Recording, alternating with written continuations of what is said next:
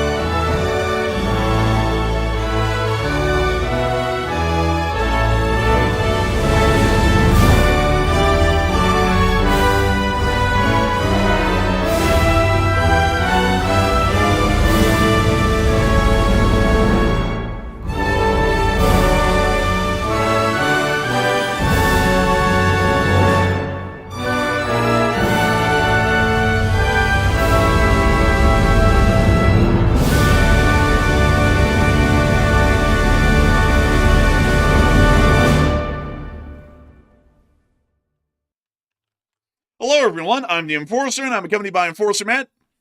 And good evening, folks. This is Enforcer Matt, and welcome back to day 1551 of the War News stream. And tonight we have very big news, especially out of Russia and Ukraine. Today we've seen that Russian frontline logistics behind the lines have basically collapsed completely amid new Ukrainian attacks, and it looks like Russia is in the wide open when it comes to their logistics. We've also seen that right now we are tracking a large-scale missile and drone attack on literally the entire area of western Russia, and also Iran is now threatening to completely cancel the peace talks in a very big move. But it's good to see you all once again. And of course, we're going to be covering the past 24 hours of the news from around the world, as we have been able to hear of significant developments within every corner of everything named East, including Eastern Europe and the Middle East, over the course of the day. We have been able to hear that the armed forces of Ukraine have been able to land a windfall victory in the larger strategic picture in the southern part of the occupied territories of Ukraine, as Ukrainian long-range attack drones have now brought the entirety of the land bridge under the control of the Ukrainian armed forces in the skies, causing significant amounts of damage to Russian supply trucks and supply trains, and largely rendering the land bridge completely unusable. According to information that we're now starting to hear from the front lines, this is leading to a very perilous and fragile supply side situation for the Russian armed forces in Crimea, Kherson, and Zaporizhia, and currently leaving the Russian armed forces based out of the southern military district with a significant issue of how exactly they're going to supply their forces within this area, given that their only recourse is to use the ill-fated Kerch Bridge, which is still standing at this moment, but might not be standing for much longer. We've also been able to hear that the Ukrainian armed forces is conducting another massive drone attack on the Russian Federation at this moment right now, and is already landing significant hits within particular areas around the city of Moscow, including the city of Ryazan and Vladimir, over the course of just the past few hours. News has emerged on the attacks that were conducted by the Russian Federation's Oreshnik Intermediate Range Ballistic Missile last night, and it has been confirmed that the IRBM's MIRV independent reentry vehicles did impact and damage the airfield at Bila Tserkva, which appears to be some form of a retaliation, to get the word out properly, for the Ukrainian drone attacks that were conducted directly on the city of Moscow in prior days. We've also been able to additionally hear that in the Middle East, the United States of America and the Islamic Republic of Iran are getting cold feet about the ongoing peace talks, and it appears that the United States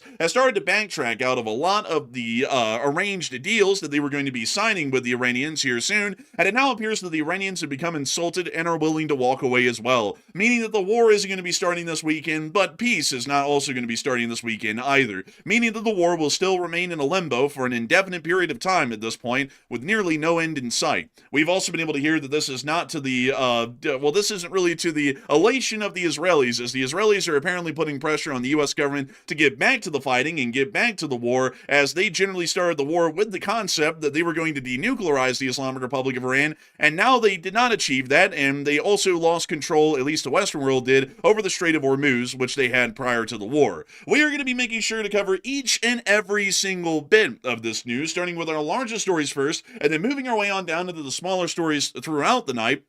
And of course, I cannot go without mentioning that tonight's fundraiser is for Razum for Ukraine, an absolutely incredible fundraiser that's been helping out in Ukraine for years, and hopefully we'll be able to see that the Lee Spring Army is able to rally around the fundraiser and fling it far over the goal of $2,500 over the course of the stream. And so with that in mind, we are going to be getting on into this news, starting off inside of Ukraine. As we have been able to hear within the southern regions, a particularly grim story is beginning to appear for the Russian armed forces within this area, and also a very positive one for the strategic outlook for the armed forces of Ukraine. But before we get on into this news, we actually have breaking news that's emerging on stream at this moment right now. So Matthew, what do we got? All right, so throughout the stream tonight, we are going to be following an active attack that's currently being conducted by Ukraine on Russian territory right now. We are seeing that the attack generally is encompassing the most westernly part of Russia, so it appears to be that most of the drones are actually sort of going around Moscow, and they're also going down to the southern areas as well, around Crimea, and also near Krasnodar Krai in that region as a whole. But right now, we are seeing the initial phases and impacts of these drones and missiles that Ukraine's firing. It looks like Yaroslavl is once again being attacked. We do have a video of that, and it appears to be that the oil refinery in Yaroslavl, it appears to be the target once again. We are getting reports that air defense is active in that area, so we'll be covering this throughout the night. So while we cover our normal news, we'll also be jumping to this as more news and footage comes out. But here's Yaroslavl in our first video. We hear the air defense fire of the light machine guns near to the oil refinery firing, as this camera person appears to be looking over a Hooverville shack from the Great Depression and listening to the sound of the incoming drone.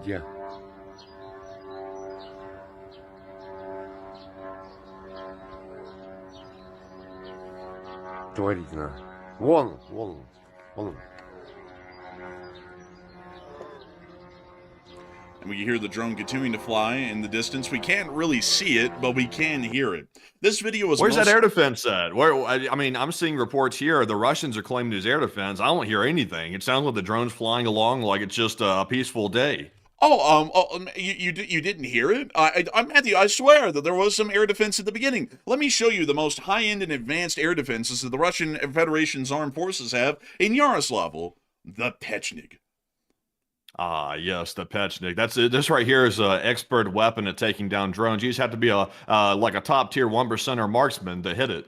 You see, the entire Russian mobile fire group inside of Yaroslavl has this one PKP Pechnik to share, and only 200 rounds of ammo that come in 2 belts or 2 boxes, depending on how it's equipped. And they have to spread this around. They give everyone a turn on this thing, and we did get to hear it at the very beginning of this clip being used, and then they stopped using it after they ran out of their 200 rounds that the entire city has to share amongst the fire group. So let's listen to that clip again, because you can hear the machine gun burst for just a little while, and then it completely stops because either they ran out of ammo or the drone was now out of range and it was completely pointless to continue to fire at it. So let's listen to the start of the clip again. There it is. And then from that point on, it's basically over. Let's put it this way. Yeah, he's spending his 5 bullets that he had in his pocket. He's like Barney Fife, air defense out here. He put out the 5 bullets and said, I'm going to get it, Bliat, and then he missed every single one. But it sounds like the thing's still flying. So I'll rephrase it. There was air defense fire, like the 5 bullets, and then they didn't hit it, apparently. From what we generally understand, this footage is most likely being filmed within the southwestern area of Yaroslavl, as Ukrainian drones have been known and seen in prior attacks to use the E-115 highway as a visual landmark for navigational purposes, and they basically just fly the length of the E-115 once they circle around Moscow and straight up to Yaroslavl, which is very convenient because the oil refinery at Yaroslavl is literally just to the northern side of the E-115, meaning that if you follow the highway, you will make it to the oil refinery. And it does appear that at the moment, these drones are on the way and were most likely filmed somewhere within one of these villages that's just to the outside of the E-115, most likely to the north, meaning that these drones are getting incredibly close, and it'll probably just be a few more minutes until we start to get videos of the direct impacts that are now being seen on the Yaroslavl refinery just days after the prior attacks, which also caused significant and major damage to the refinery, shutting it down and knocking it out of operation. But moving us on out of that breaking news development and everything that's currently happening around Yaroslavl, we have a humongous story that's now unfolding inside of the southern front in Ukraine. Particularly the areas of the Kherson, the Zaporizhia, and Crimea front. This area has generally been considered to be a separate frontline grouping than the Donbass, where the rest of the battles are being fought in Donetsk and Luhansk, because the supply side situation and also the order of battle within this area is much more different than it is on the wide sweeping plains of the Donbass. Within this area, the Dnieper River serves as a natural barrier between both sides, which has stopped the Russian Federation from trying to conduct open offensives against the cities of Mykolaiv and Kryvyi Rih, but has also stopped the Ukrainians from conducting significant counterattacks and attempting to push back into the Kherson Oblast and reach the Crimean Peninsula. We also understand that the very little plains that exist within the Zaporizhia region have been heavily fortified by both sides, and we can generally describe that a Siegfried line and a Maginot line exists on both ends of this front right now, and they generally cease to exist as major fortifications around the area of the town of Novopavlivka, where we then see that the Donbass front begins. This means that the front line within this area doesn't really see a lot of movement in frontline changes year to year, and the last time we saw any significant frontline shift within this area was during the middle part of 2023 in Ukraine's summer offensive, where the Ukrainian armed forces were able to push out of the town of, I believe it was Robotny, and make it about as far south as Nove. We also see that the Ukrainian front line solidified around Verbove as well, and currently, Russian Federation armed forces have been attempting to conduct a minor concentrated offensive within this front towards the town of Mariupol, just north of Polohi, which is one of the more major battles that we've been seeing unfolding within this area over the past year. The Russian Federation has not really made any advances, regardless of this offensive going on for an entire year. The Ukrainians appear to be in clear control of Mariupol, even still to this day, with the position of the town and its strategic importance on the plains not really being threatened. This means that the Russian Federation relies on a significant volume of firepower to be able to try and uproot Ukrainian defensive positions, which are heavily fortified in this area, and to also be able to eventually suppress and destroy the enemy in detail, which would be the armed forces of Ukraine, to be able to try and eventually take the town of Mariupol, meaning that the supply, concerns, and demands of the singular small battle on this front is quite heavy. Not only that, the continuation of Russian forces and their defenses and protection against drones across the entirety of the front, while actual infantry fighting is not possible, that is still a permeable threat of the drone forces conducting attacks on them, meaning that supply demands in this area are still high, although direct conflict is very rarely seen within this area of the front. The Russians, for this reason, have had to use the land bridge from the city of Rostov-on-Don down the highway through Ukraine, traveling through Mariupol and Melitopol, to be able to make it to their far-flung forces within the Kherson Oblast and Zaporizhia, to be able to give them the arms, equipment, and food they need to be able to keep occupying these areas, and to be able to keep fighting the Ukrainian armed forces or defending against them and their drone attacks in the prior months. The Russians, for this reason, consider the M14 highway to be a vital corridor for them and their forces within the area, and without it, the Russian Federation would find itself in a very difficult situation to be able to continue to support its minimal offensive operations in the Zaporizhia front, and to continue to supply the large basings of forces that they have within this southern front line area. And that is starting to become a major concern for the Russian Federation over the course of these past few weeks. Ukrainian long-range attack drones, or more so medium-range attack drones have started to become long-range enough in the medium-range sense that they are now able to reach easily well to the Ukrainian coastline and strike Russian supply trucks wherever they may be along the M14 highway, all the way from the city of Oleshnik on the southern end of the Dnieper River just south of Kherson, and all the way to the city of Taganrog, which is over 110 miles behind the lines, and yet Ukrainian drones have been seen to be consistently hitting targets within this broader area. In some of these clips, we were actually able to see some of the destruction that now exists on this highway from Ukrainian drone attacks from the POV of a Russian soldier that is driving a Buhanka through the area filled with supplies. And this is what the littered destruction around the highway looks like at this point. It's wild. And also, we have a lot of videos like this one that came out today that we're going to be showing y'all, but this is really wild to see it. Literally, vehicle after vehicle hit left and right. I mean, at this point, it's like you really can't install drone nets along that entire highway. It's simply too long of a highway and multiple different areas to install drone nets. So there's really no way to protect against it. There's one right there that apparently just happened.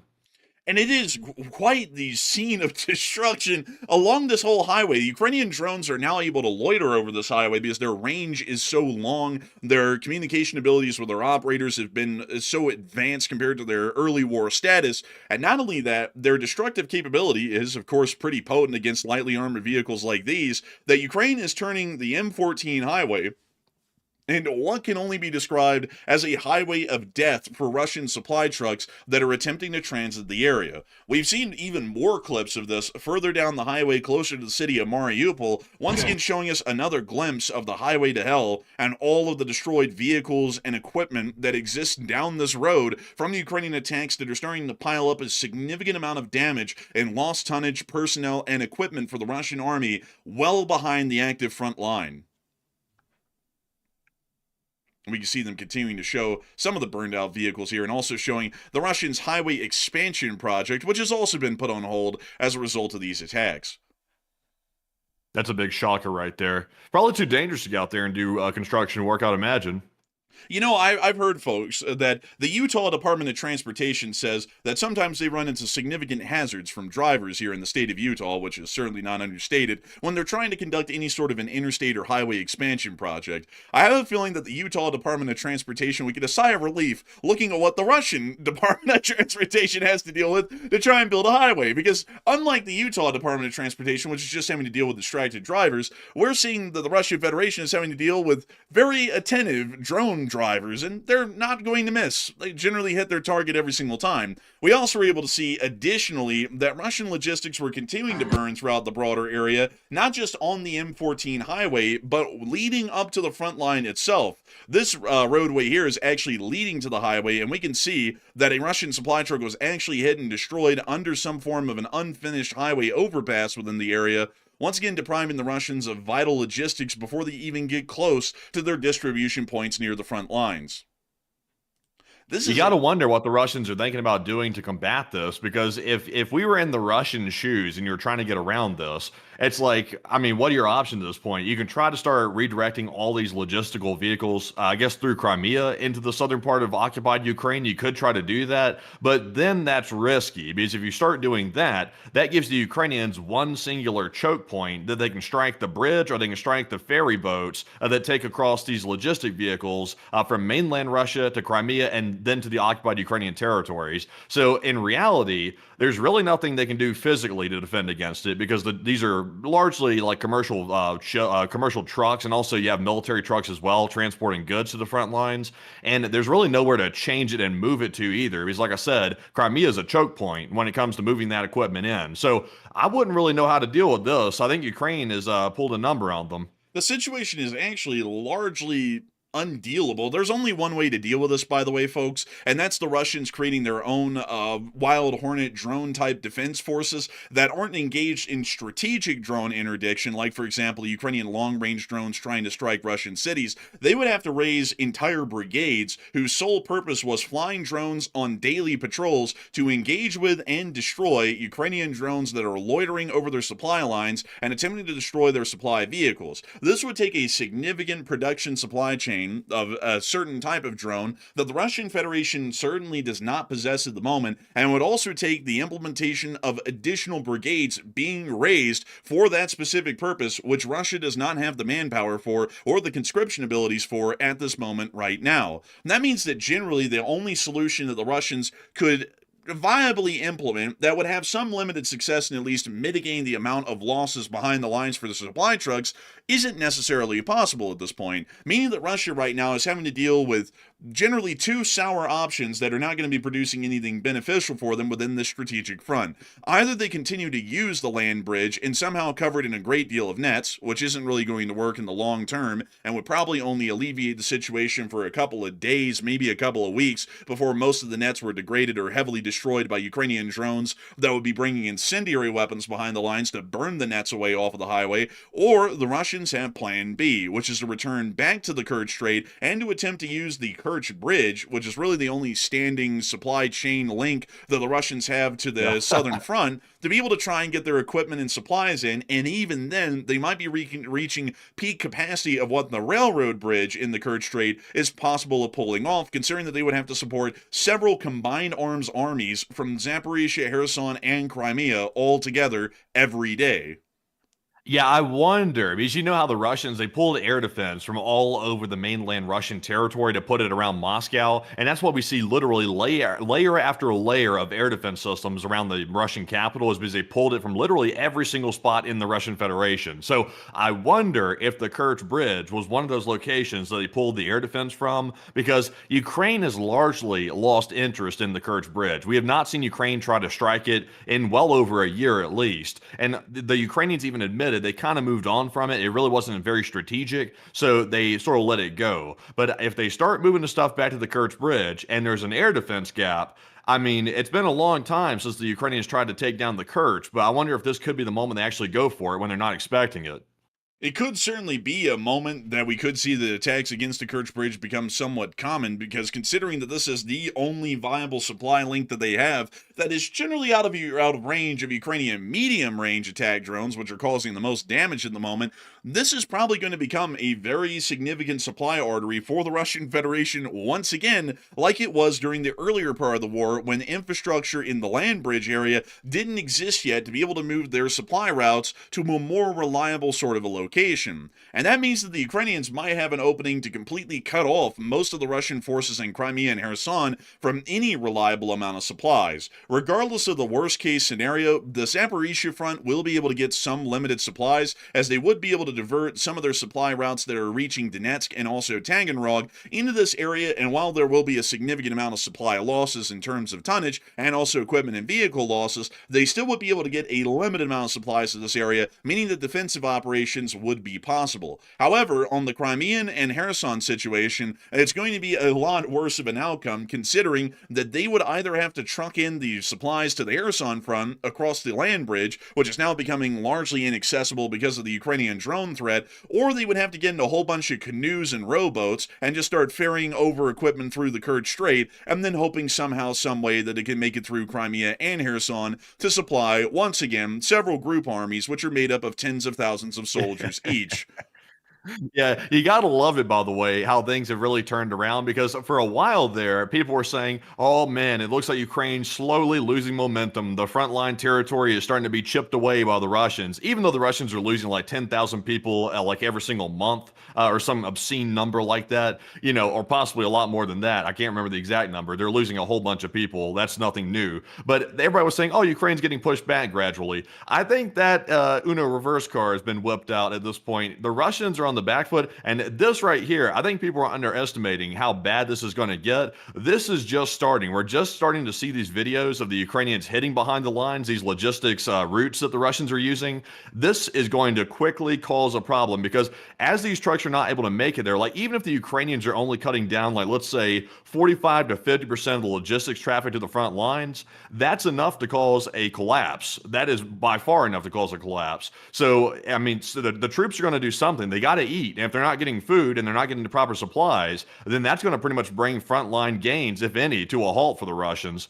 Not only that, it's going to open up a strategic weak point for the Ukrainian armed forces to potentially exploit. If Russian armed forces are not able to be supplied at a proper rate, they will be forced to go on the defensive within the Zaporizhzhia region, because continued uses of arms and munitions could lead them to become desperately low in reserve ammunition stores to be able to conduct a defensive if the Ukrainians launch a surprise offensive in the Zaporizhzhia front. Not only that, but they wouldn't really be able to rely on the Russian army's combined armies that are in the Kherson Oblast for any support in that sort of a scenario, because those armies as a whole would be materially depleted of most, if not all, of their munitions rather than a couple of days of emergency stocks, meaning that once the Ukrainians engaged Russian forces in a major offensive within this area, Russia might start to run out of ammunition in those combined arms armies to where they're not able to put up any effective resistance whatsoever, and they may go into a flying retreat as a result of being overwhelmed in firepower by the Ukrainian armed forces and generally having no way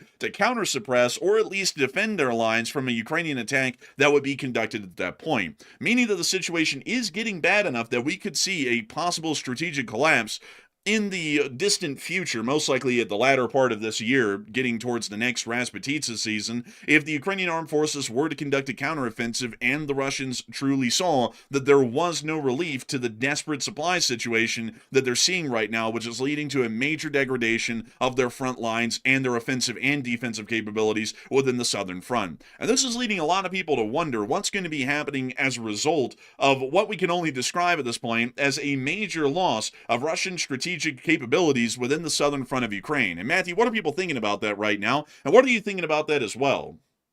Okay, so seeing all these losses along the lines, by the way, these Russian logistics lines, that indicates a collapse, is what that indicates. And if they can't defend against any of these drones coming in, I would imagine that Ukraine's probably going to start dedicating even more resources and more drones to attack these logistics military vehicles moving their way toward the Russian front lines. So now that the highways are compromised by the Ukrainians, what's going to happen to the Russians at this point? Because that's a big if. 59% said that this will cause a frontline territory loss for the Russians. The Ukrainians will probably make frontline gains as a result of this. 24% said nothing much. Russia is used to it. Of course, they're not unfamiliar with having logistics issues. And 12% said the Russian troops will end up starting rebellions after they probably end up going hungry or not getting ammo to defend their positions. And I would say that this will probably end up causing frontline territory loss because it is true the Russians are not completely unfamiliar with logistics issues. They don't exactly have the best logistical infrastructure to say the least, but this is making it much worse. I mean, it can get worse, and it is right now. We see that with all the destruction along the highways. So I believe that over the next few weeks, we're probably going to start seeing the Russian frontline units in these areas probably start to get degraded so badly that the Ukrainians are going to launch offensives, and it's probably going to be successful because the troops simply don't have enough ammunition to fight off the Ukrainians that are advancing on those Russian positions. So I think this is the beginning of something bad in this region for the Russians, and I think they know that, but they're not really sure how to handle it. Now, I'm sure they're going to try to make some desperate move, but we'll have to see what that's going to be. But Enforcer, what say you? I would have to say that it may lead to a significant loss of territory in the future. I'd have to do with the 59% on that, but there are a lot of ways that this can actually go, and the Ukrainians could exploit the sort of vulnerability that the Russians have right now. At a minimum, if the Russians are conducting their Mariupol offensive, which is taking a lot of ammunition to be able to conduct right now, and they don't really have a way to supply that ammunition to those forces anymore, the commanders in this area that are operating that combined arms group are going to start saying that they are running dangerously low on ammunition and that they cannot continue the Mariupol offensive any longer. This means that the Russians would have to stop that offensive probably within the next several months and start entering an entirely defensive stance within this area. This takes a lot of pressure off the Ukrainian armed forces which are currently defending Mariupol, allowing them to divert their own munition that they were using in the defense of the city and also additional brigades that have been brought into the area elsewhere in different parts of the front, meaning that could free up brigades and ammunition to be used in the defense of the Pokrovsk city area, inflicting even higher losses on the Russian army, or could be used in another front entirely, or possibly diverted to the Belgorod region to be able to give enough significant deterrence to an attempted Russian invasion in that area that it might not ever be conducted. This also could mean, in another hypothetical scenario, that if the Russian Federation's commanders in this area have enough pressure on the top, from the top, to keep the Mariupol offensive going, they could start to expend all of the munitions, including emergency stores within the area, to try and keep that offensive going until its last dying breath. Once the Russians run out of ammunition, and they generally don't have any left, they will be forced into a defensive posture within this area, which will leave them open to an inevitable Ukrainian counterattack, which could break through the lines due to the fact that Russia will not be able to levy any defensive fire or indirect fires in their support to stop Ukrainian offensives from breaking through, and the Ukrainians would start to race towards the town of Melitopol at a minimum, or it possibly even take the town of Tokmak, which is somewhat close to the front lines at this moment, but has been under Russian control ever since the earlier part of the war in the summer of 2022, which would be a major victory for the Ukrainians, considering that neither side, at least since the fall of Kupiansk in the earlier part of this year, has been able to take a major city for the past several months, or a major supply route for that matter, considering that Tokmak is the crossroads of a great deal of major roadways within this area, and would possibly be able to deal a vital blow to the Russians' frontline logistics and also frontline reinforcement capabilities, which require the paved roads heading out and into Tokmak to be able to relocate properly. So there are a couple of positive outcomes to this scenario right now that don't even require the Ukrainians to conduct a counteroffensive and take a significant amount of ground, but the situation is incredibly positive and will definitely be giving the Ukrainian commanders in the general staff a lot more freedom and flexibility on planning combat operations in other fronts, or even in that front itself, depending on how that starts to unfold. We also have a little bit of additional news, speaking of which, on this logistics blight that's now happening within the land bridge area, as we were actually able to see that someone put together an infographic today showing the number of attacks that have been conducted on the M14 and H20 highways. The H20 highway is the highway leading from Mariupol to the city of Donetsk, and the M14 highway is the infamous one that we've already been talking about during the show, which comes all the way from Rostov-on-Don down into Crimea through the area of the Zhankoy, which you can see right there. Significant attacks are being conducted on both of these highways, which are major arteries within this area, and it does appear that the Ukrainian armed forces are still continuing to cause irreparable amounts of damage within the area and are continuing to cause significant supply issues. We've also been able to see that in the town of Mariupol, which is at this point now a major supply hub for the Russian army, as it is the home to the terminus largely of the H20 highway and a major stopping point on the H14 highway, meaning that this is a distribution center for both the southern region of the Donbass front and also the southern front as well. We can see that the Ukrainians are conducting medium-range attacks in this area to be able to try and inflict as much damage as they can onto the city and its supply hubs. We were actually able to see a limited glimpse of the Russian air defense fire within the town of Mariupol during the course of this attack. We hear the air defense fire in the distance. Jeez. These people are running like there's a war on or something. Man. Oh! Oh! Oh my God! What the hell was that just got hit? Spinal. Spinal bleed. It looked like something power related. It looked like there was a bright flash at some point. Yeah, it looked like definitely maybe power related. Yeah, I would say so. Maybe a substation or something. Might have been. Really hard to say because it didn't look. Well, wait a minute. Hang on. Let's look at this again. Oh, yeah, it had to definitely be electrical. The street lights went out for a brief second there when that flash happened. Notice that. See? Right there, all the street lights went out for a brief moment.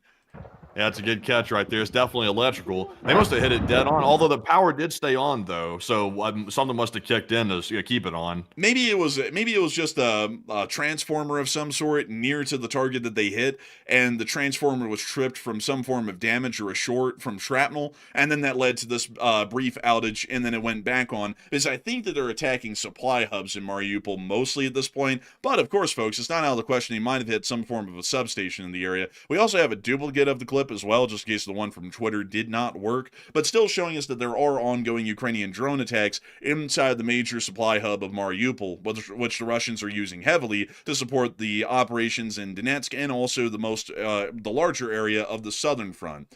Moving us on out of that clip, we also saw the Ukrainian medium-range drones are also conducting attacks against Russian 5N63S flap-lid radars, which cost about $20 million a pop, according to this poster, and I did check, and it is generally around that range.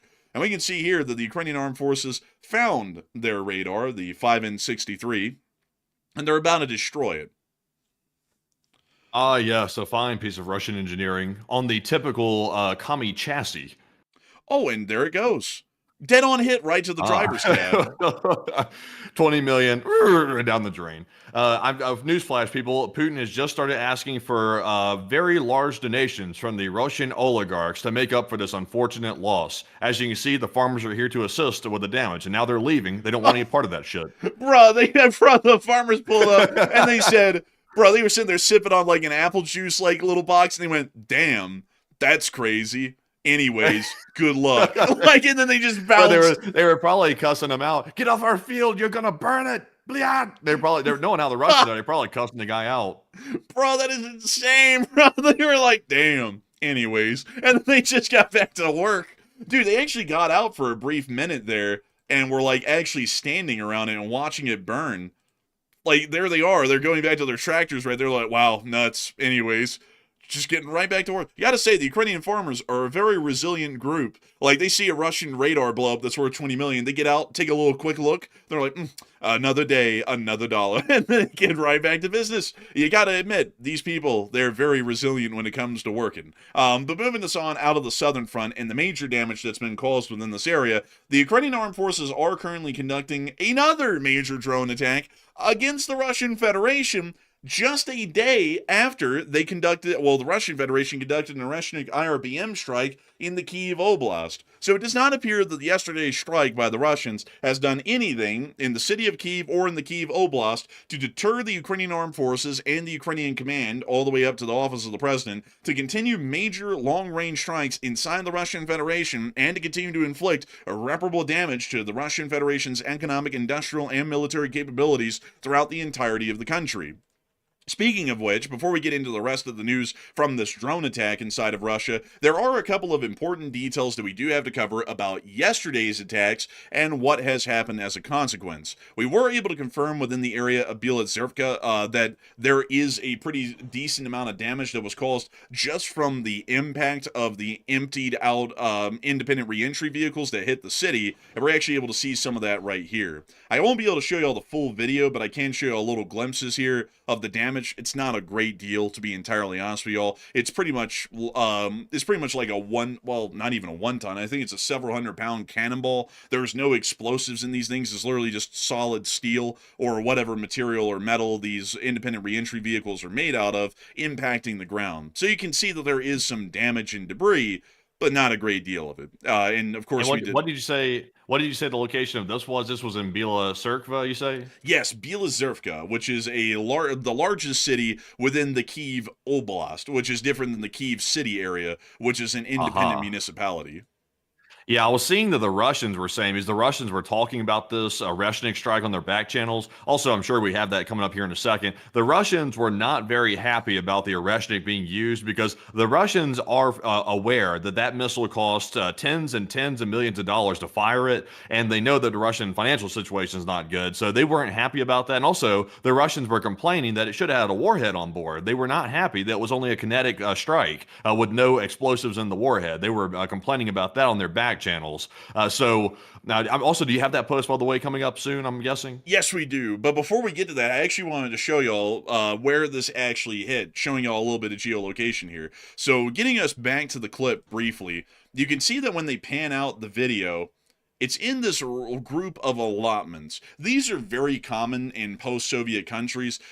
I don't know what the hell they were actually for. They're basically just little private storage units, you know, like the ones you can get here in the United States. But for some reason, when they made them in the Soviet Union, there was like the storage room craze deal that they had going on, and they're pretty shoddily constructed, and they look pretty horrific. But this is the very storage facility that was hit right here, and from what we could tell, this impact was most likely somewhere around this area right here, at the very southern end of the storage unit or garage cooperative Falcon, which is right in this area just north of the airbase. So these MIRVs did hit the airfield. We haven't gotten any footage from the airbase itself, and we would generally believe that the airbase has been requisitioned and returned to operational condition for the Ukrainian Air Force to be able to rotate their combat aviation units through different air bases to make sure that they're not sitting in the same spot every day for an incoming Russian attack. So we haven't been able to confirm that there's been any air loss losses for the armed forces of Ukraine because of this MIRV strike, but we can confirm that the MIRV did hit the airport, and some of the independent reentry vehicles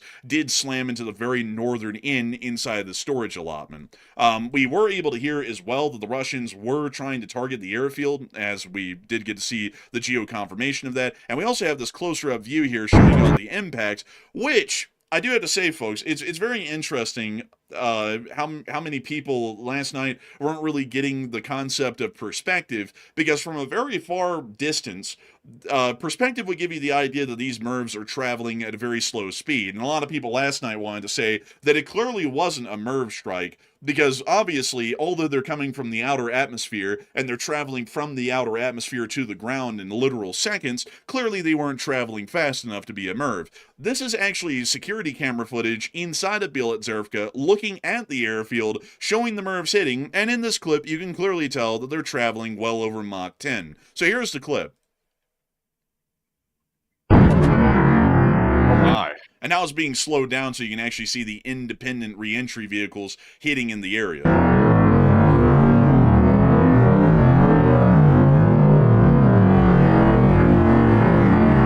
Just going to turn that down. That's just the sound of hell.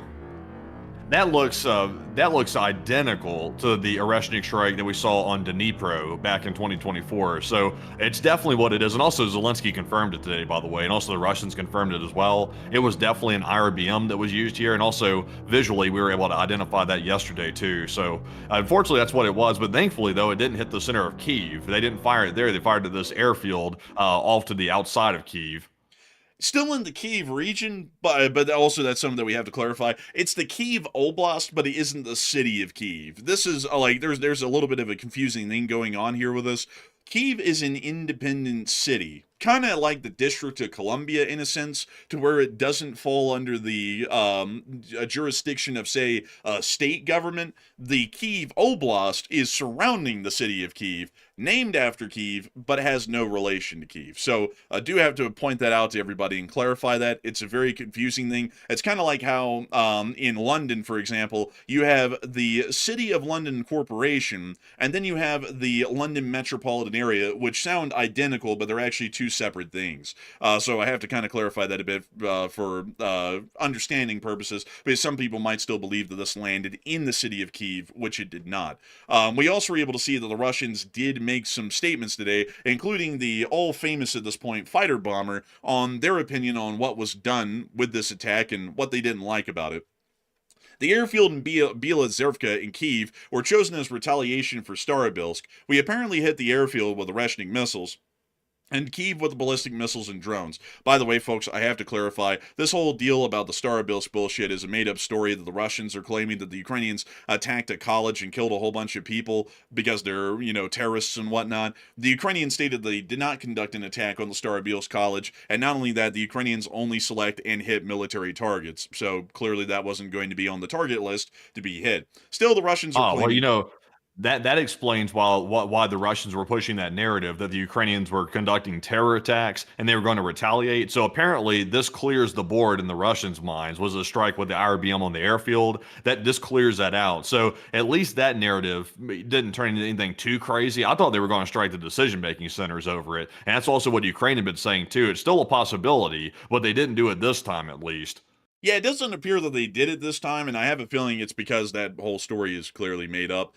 There was damage that was conducted at the Starobilsk College, but the thing is, folks, is that we don't know who did it. It could have been a Russian air defense missile that made the damage, and then they just blamed it on Ukraine, because whenever their air defense fails, it ends up blowing up a couple of people. They usually blame that on Ukraine and say that it was a drone, although there will usually be endless amounts of footage showing that it was Russian air defense that hit the college. So it's either a false flag that the Russians conducted to be able to blame it on Ukraine and then conduct the response, or a close enough response to what they were wanting to do if the Ukrainians attacked them on May 9th, or Russian air defense did it on accident, and then they just blamed it on Ukraine and used it as an excuse to be able to try and escalate against the Ukrainians with the IRBM strike. Nevertheless, I would say, folks, that the honest answer is that they conducted the strike because of the Moscow attacks. They have been significantly embarrassing for the Russian government and the Russian Federation. It's turning the people against Putin in the capital city, which is a very dangerous thing for the stability of the central government, considering that it is an authoritarian government structure. And because of that, they're trying to see if this will start to make the Ukrainians back off and hopefully keep Putin's government based in Moscow fairly stable.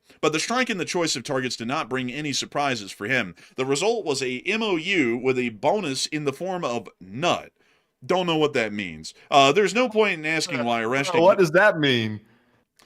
I don't know. Apparently, he's saying that Zelenskyy busted a nut or something. I don't know. Like, bro, what in the hell? Like, I don't even know how you interpret this sentence. I guess it's just a poor translation. I've never heard of a bonus in the form of nut. That's a little bit of a wild statement to make. Thank you for that strike, Putin. Now here's your bonus in the form of nut. Like, man, it's like that's crazy. Like, man, I was going to breeze past that, but honestly, I have no clue what the hell that actually means. But there's no point in asking why Oreshnik didn't fly to Kyiv, but I think it has to do with its accuracy. Is this guy, like, I have to say, folks, like, honestly, is this guy kind of like a little bit stupid? Because clearly the thing is somewhat accurate. I mean, they did target it at the Bila Tserkva airfield, and it did hit the Bila Tserkva airfield. So what the hell does he mean? I think it's because of lack of accuracy. If they've launched that thing in central Kyiv, the independent reentry vehicles are going to be hitting central Kyiv. So I don't know what the hell he's talking about. Clearly, I think he's referring to like I've also heard that the Oreshnik is highly inaccurate, and also we were noting yesterday that when we were watching the re-entry of the MIRV vehicles coming into the target at the airfield, and yesterday we didn't know it was the airfield. We just knew it was hitting somewhere around that Bila Tserkva area. When we saw that, we were noting that it seemed to be that some of the re-entry vehicles were kind of crooked and sideways, and they weren't all in one area. I think that's what they mean.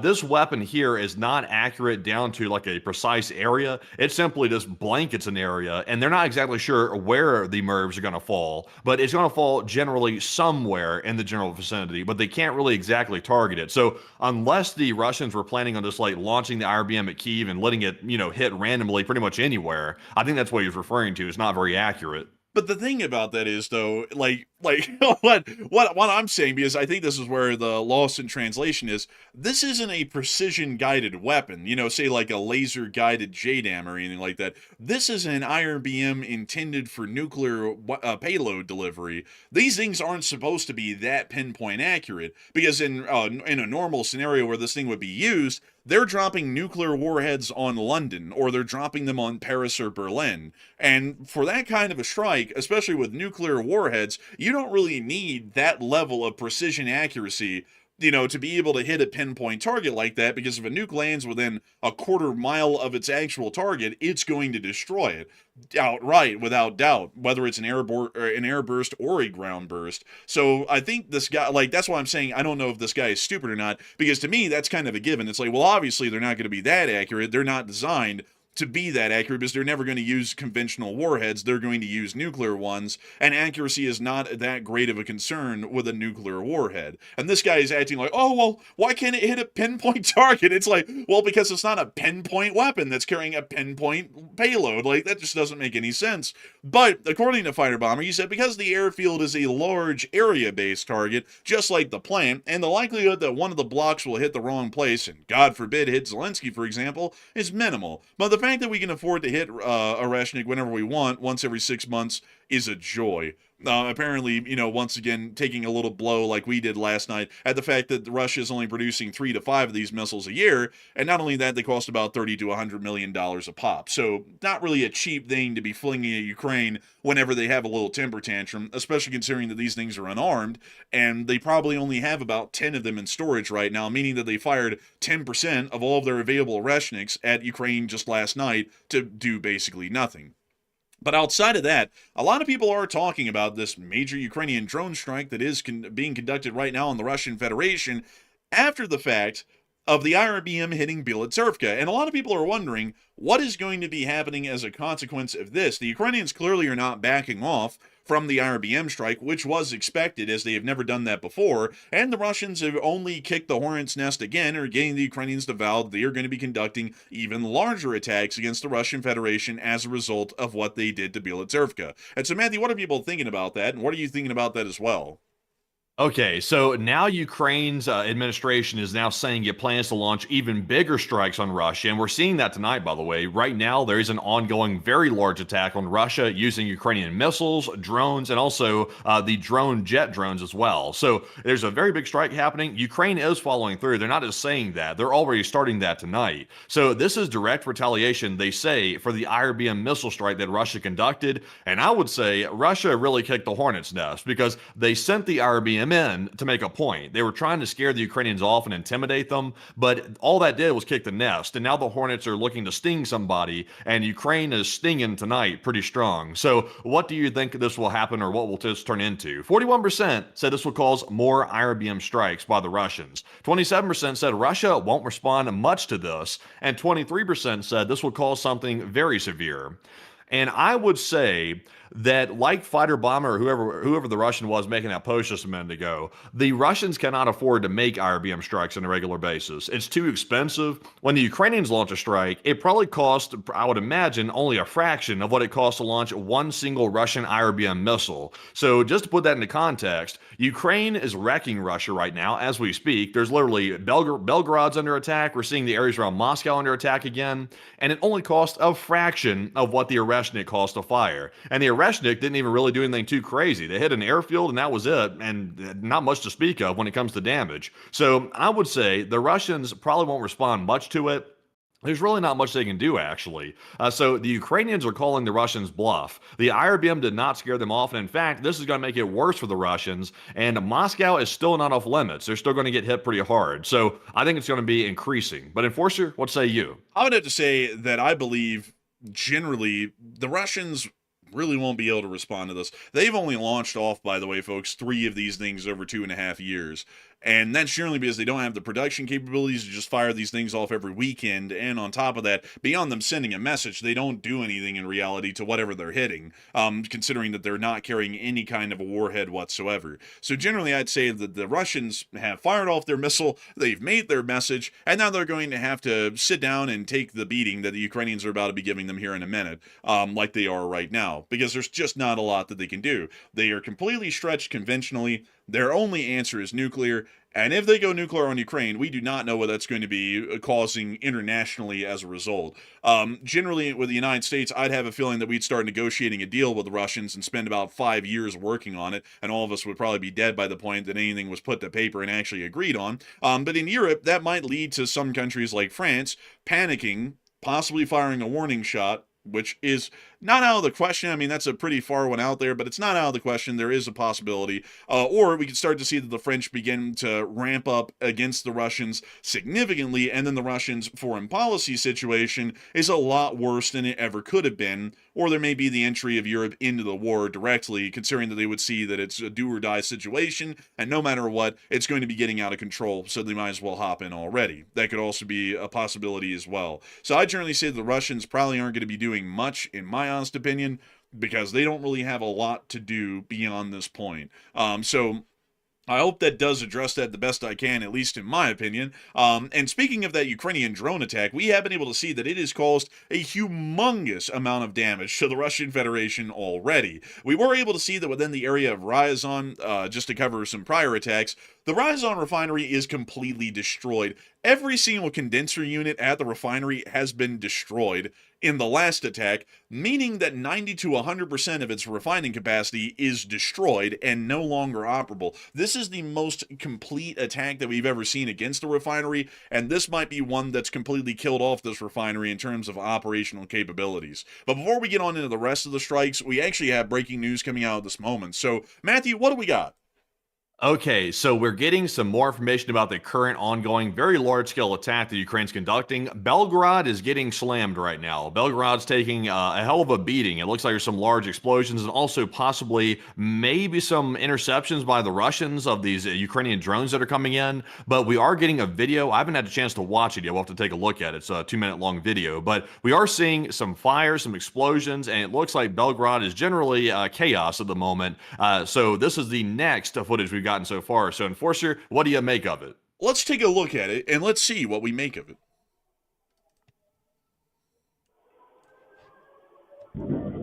We hear an air raid siren and an explosion. No, more air raid sirens. More explosions. I know Russia's not shooting that down. Oh my god. Yeah, they didn't shoot that one down. Oh! Yeah, they didn't shoot that down. Sorry. Damn! Oh my god! Jeez. Oh! Holy moly. They're beating Belgorod down. Like, they're beating it down live. We hear... Oh, another one. Dang! What are they hitting the city with? Hammers, it sounds like. Bro, they're dropping 16-inch high explosive shells on this place. Oh my god! Damn! Damn, this is like a night in Detroit. Oh my god! It's like artillery coming in.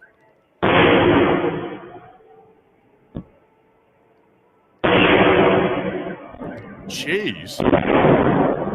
Breaking news, everybody. We just heard that this was actually the U.S. bombardment on Normandy Beach, preparing the troops to land on D-Day, apparently. That's what it sounds like. It's so consistent. Like, it's literally explosion after explosion. Like, usually if you hear a drone attack, it's like one big bang, it's over with for like the next couple of minutes, and then you hear another one occasionally. This is like bang, bang, bang, like in a row. Like, this is kind of wild. Man, honestly, man. Also, I saw we have a Detroit viewer. They're very unhappy about my Detroit joke. All right, so I'm very sorry. Big apology to the Detroit people. We're gonna have to move it over to your neighbors. This is damn like an afternoon in like Chicago. Oh my god, man! Like, and then the Chicago people are about to get really angry, and then I'm gonna have to be like, damn, it's like a day in Portland, downtown Portland. Anyways.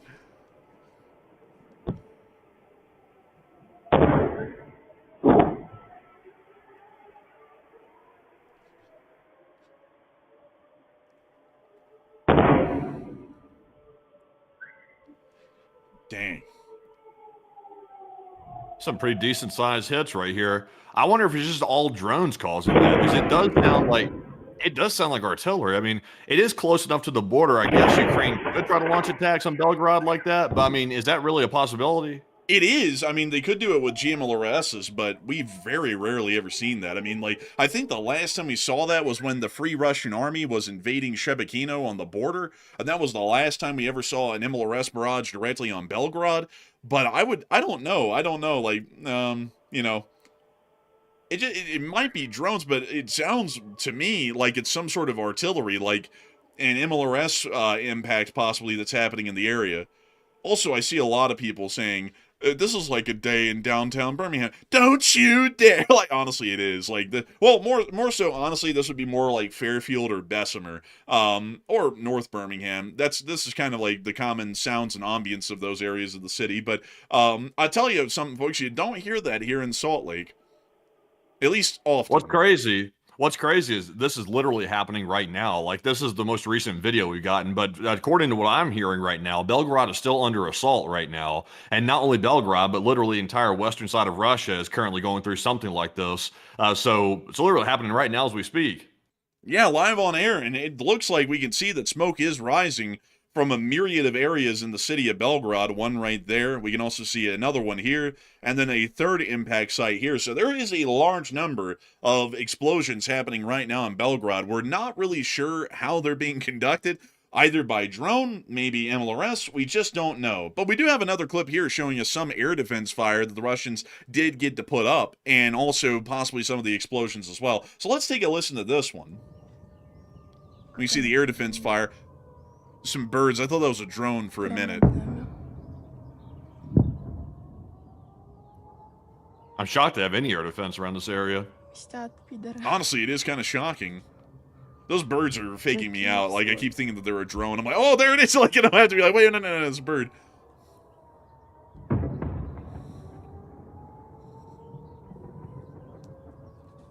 Ебать, аж до туда звук.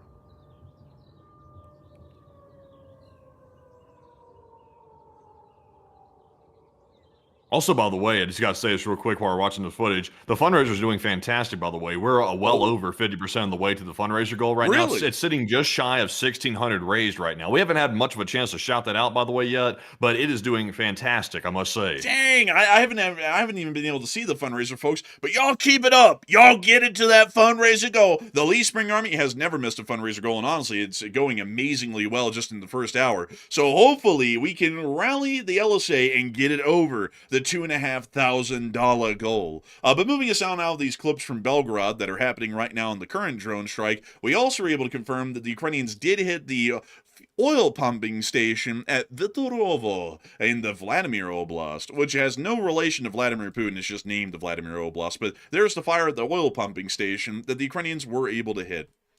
And I'm telling you, they've been racking up a quite great deal of damage, honestly, at this point, throughout most of Russia. We also were able to see, folks, that apparently, according to the firm's satellite, they've recorded a thermal anomaly near the Otabinsk Air Base. Nearby, this area right here is a regulatory position for servicing, assembling, and equipped missile warheads, a typically closed regime zone of the Soviet Type C, for working with especially dangerous components, special warheads, nuclear or chemical warheads, as well as rocket fuel, a storage of ammunition and special warheads, which directly provides combat and testing activities. So it looks like they might have had a small fire in the area that they assemble warheads in the Otabinsk Air Base. Always putting safety first. That's one thing that the Russians always do. They put safety first at the last of the list. And you always got to applaud them with that, because I've never seen anybody just put safety on the first part of the last piece of the list every single day for decades. Safety is the number last in priority, Bliet. Also, by the way, I'm sure people are noticing this, but the Russian bot farms are active again. I have not seen the Russian bots in a while, because I've banned most of them out of the chat over the course of the last few months, especially. But the Russian bots are back. They have clearly Russian names, are in Cyrillic, and it's clearly Russian. So I think the Russians are getting so desperate that they're redeploying the bot farms again. I haven't seen this in a while. To activate the bot farms, we must win the war, at least on social media. It's like, dang, I've seen them throwing some significant insults. Like, one of them said that we didn't have children. I would have to say, folks, that that's true, but at least it's better than being a Russian and seeing your sons and daughters die in Ukraine. I'd say that's better outcome on our end. Like, at least it's like, don't know about them, but generally I'm kind of happy in the spot we're in right now. And also it's like, what the hell are we supposed to be? A GDP mill? what the hell? But anyways, with that, a pretty significant amount of attacks and damage being seen in Russia so far, and it does appear that the Russians are still putting safety first as far as the last thing they think of. But moving us on out of the Russian Federation, it is now time for us, folks, to move on down and into our third piece of major news for the day, which comes from the Middle East. Strap yourselves in, everybody. It's time to go through Mental Mind Game Hour. We're about to be getting into it here, and it's always going to be a blast. At this point, folks, I think, folks, we've voiced our frustration on this whole topic on air enough that I think a lot of y'all get our position on this. So tonight, we're going to cover it from a more comical perspective. We're just going to take it for what it is and laugh at it if it seems silly. So they're going to give it a little bit more of a light air, considering that there's nothing we can do about this at all. We're going to address the Iran segment tonight, like that little song, that little cartoon song that they play. It's like happy, happy, happy. we're going to do it like that, like we're on the antidepressant stuff or something like that. Because we gotta, folks. We have to. I mean, it was a tough time. I had to get high. I had to. Bro, we're gonna cover it like this tonight. We're gonna cover it. Yeah. You got to, honestly, at this point, you kind of have to, otherwise you'll go nuts. Oh man, for weeks now, folks, we've covered it like this. Now we'll cover it like this or that. We're just gonna treat it as a joke at this point, folks, because we've been talking about this off of the air. It's very aggravating to watch what's going on, but every single night, we've had to get on for a month and a half now, and kind of try and hide our aggravation about it. And at this point, I've just decided the president doesn't know what the hell he's doing, so why not laugh at it? Because it's at this point a comedy at this point. Because we went from yesterday, the peace deal is going to be announced in hours, and it's going to be the greatest peace deal ever in history, to now today, everybody's saying that they hate each other and they want everyone to die on both sides. It literally fell apart quicker than they could even get it to be signed, so we're just going to cover it for what it is. But anyways, before we move on into this news in the Middle East, which is about to be a real trip, get ready for it. I do want to make sure that we take a moment to recognize the fundraiser because it is doing exceptionally well. And Matthew, where is it sitting at right now? All right, and also real quick, the fundraiser is doing fantastic. I'll go over that first, and we have a little bit of breaking news. The fundraiser is currently sitting just shy of $1,700 raised, which is fantastic, by the way. I think that's roughly about 65 to 70% the goal, and the goal tonight, as always, is about $2,500 for Razom for Ukraine to help the Ukrainians out, of course, in the time of war. Because, of course, we're seeing now that the tides are shifting away from Russia's favor. It was barely Russia's favor, by the way, and they were losing a ton of guys to get there, but now it's shifting back to the Ukrainians quite heavily, and it's not going good for those Russians. So we're just now actually at 1,700 raised. So we're making good progress right there. And if you can, of course, afford it, that's the important part, feel free to donate to help the Ukrainians out in the fundraiser. But in the meantime, though, we're going to call for top donors next, but we do have a little bit of breaking news right now. Apparently, Israel is under attack. It looks like they've had a hostile drone incursion, it looks like, in northern Israel, launched from Lebanon. So it looks like Hezbollah is back at it again, possibly. It appears to be a very small intrusion, like maybe possibly, I'm not sure if it's a reconnaissance drone or if it's an attack drone, but they are having an incursion right now. So we'll keep an eye on that one and see what's happening with it. Nothing too major, but it does appear to be a small one. But Enforcer, what say you? It appears, folks, clearly, folks, because of this one here, the Israelis will have to level the entirety of Lebanon. But the ceasefire is intact, everybody. Remember, it doesn't matter how many times Hezbollah attacks Israel and how many times Israel levels the entirety of Lebanon. They are still in a 45-day ceasefire right now. So I gotta say, folks, I love these new modern ceasefires. Apparently, they're done on a flexible pay plan to where you can bomb the Israelis or the Lebanese today and have a ceasefire tomorrow, and do it on weekly installments. So 3 days of war, 4 days of peace, or 7 days of war and no days of peace, and you just eventually add that to the tab for the peace that's supposed to be coming in a couple of thousand years, maybe. But beyond that, though, pretty interesting to hear. So we'll see how that goes. I'm pretty sure Israel will bomb another boat restaurant or something up in Tyre, it'll probably happen again in the next few days. So we'll see. But anyways, with that, it is time for us to get on and into those top donors of the fundraiser. So who are those people, those amazing folks tonight, Matthew? All right, so far we've had a 126 from Old Warrior Fella. Huge shout to Old Warrior. Also a huge shout to Howard Mendelson. He threw in a 100 along with Don D, as well as Chef Danny B. And then also a 50 came in from Ella MC Wills Naffo, as well as Nick Hines. And also welcome back, Nick. He said, and also we have a 50 from Cheryl Jones, as well as a 50 from Bad Skipper, DBLR, as well as Rye Guy SR, and Luke UK, and also Nick Hines once again for a second $50 support to the fundraiser. So once again, we would love to call everybody off, by the way, because there's been a lot of donors tonight. Sadly, we can only call off the big ones, or otherwise we'd have a list about, I don't know, hundreds long at this point. It'd be a very long list to read off. But we want to thank everybody out there, including Bob P, that just threw in a $100 donation right now, for helping us to get very, very close to reaching the goal. Roughly about 70 to 75% there at this point, and we have about 20 to 25% to go. So not too much more to get to goal, and we imagine we'll probably hit that very, very soon thanks to the LSA. But Enforcer, what say you? And I gotta say, a humongous shout out and a huge thanks to everybody who's been supporting this fundraiser so far tonight. Really quickly, folks, don't mind me. This is going to be very loud for a brief second. Y'all are about to hear the live stream. Don't worry, y'all aren't going crazy. It's just that I'm trying to get a second window up so I can see the fundraiser. So give me just a second, folks. Oh, I did it without there being any noise. Oh my God, that is incredible. So, right now, the fundraiser is sitting at $1,847 raised out of $2.5 thousand. And I got to say that it's amazing to know that so many people have supported this fundraiser tonight in amounts over $50, where we were able to call y'all off and thank y'all for y'all's support. But I also want to extend a thanks to everybody in the Lee Spring Army who has been supporting this fundraiser, whether it be $1, a couple of dollars, or hundreds of dollars. Each and every single one of y'all is doing your part, and your part specifically, to be able to make this fundraiser a possibility. And and a reality. If it wasn't for all the people who were throwing in less than $50, this fundraiser would only be about to the halfway point of where it is right now. Probably be around $900. Each and every single one of y'all, big and small donations, makes a humongous difference, and not only that, is helping out the ransom for Ukraine to be able to help out on the Ukrainian home front and help the Ukrainian government to focus more of their time and effort on the war effort in winning the war. So we are actively helping, much like many people still are in this modern day and age, to help the Ukrainians to victory by allowing the Ukrainian government to focus more resources on the war effort instead of the humanitarian front, as we're largely helping to support that along with many others around the world still to this day. So humongous thanks to every single one of y'all once again for your incredible support, because y'all are making a humongous difference in the very war that we're covering here on the news today. So humongous thanks. And with that, it is time for us to get on into some questions. We're going to be getting three. We're going to be getting three of them here. Live chat specifically. If you have thrown in a super chat tonight, which actually there's been none.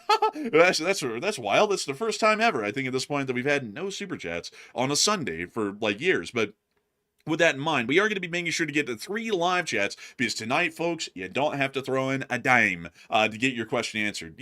That's always the case every single night. It is free to play on the show. It's just that we have to get to the super chatters first every night. But beyond that, Matthew, what do we got?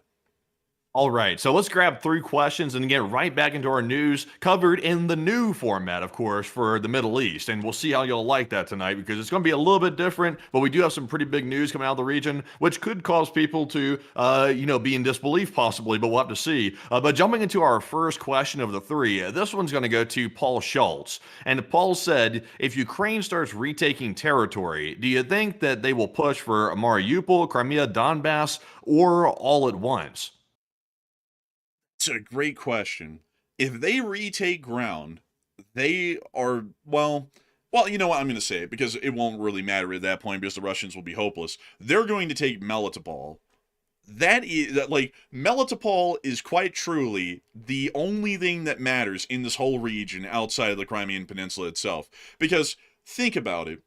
If you control Melitopol, everybody in Kherson is stranded. They don't have any supply availability by road or by rail hardly at that point. So you've quite literally split the Russian southern front in 2.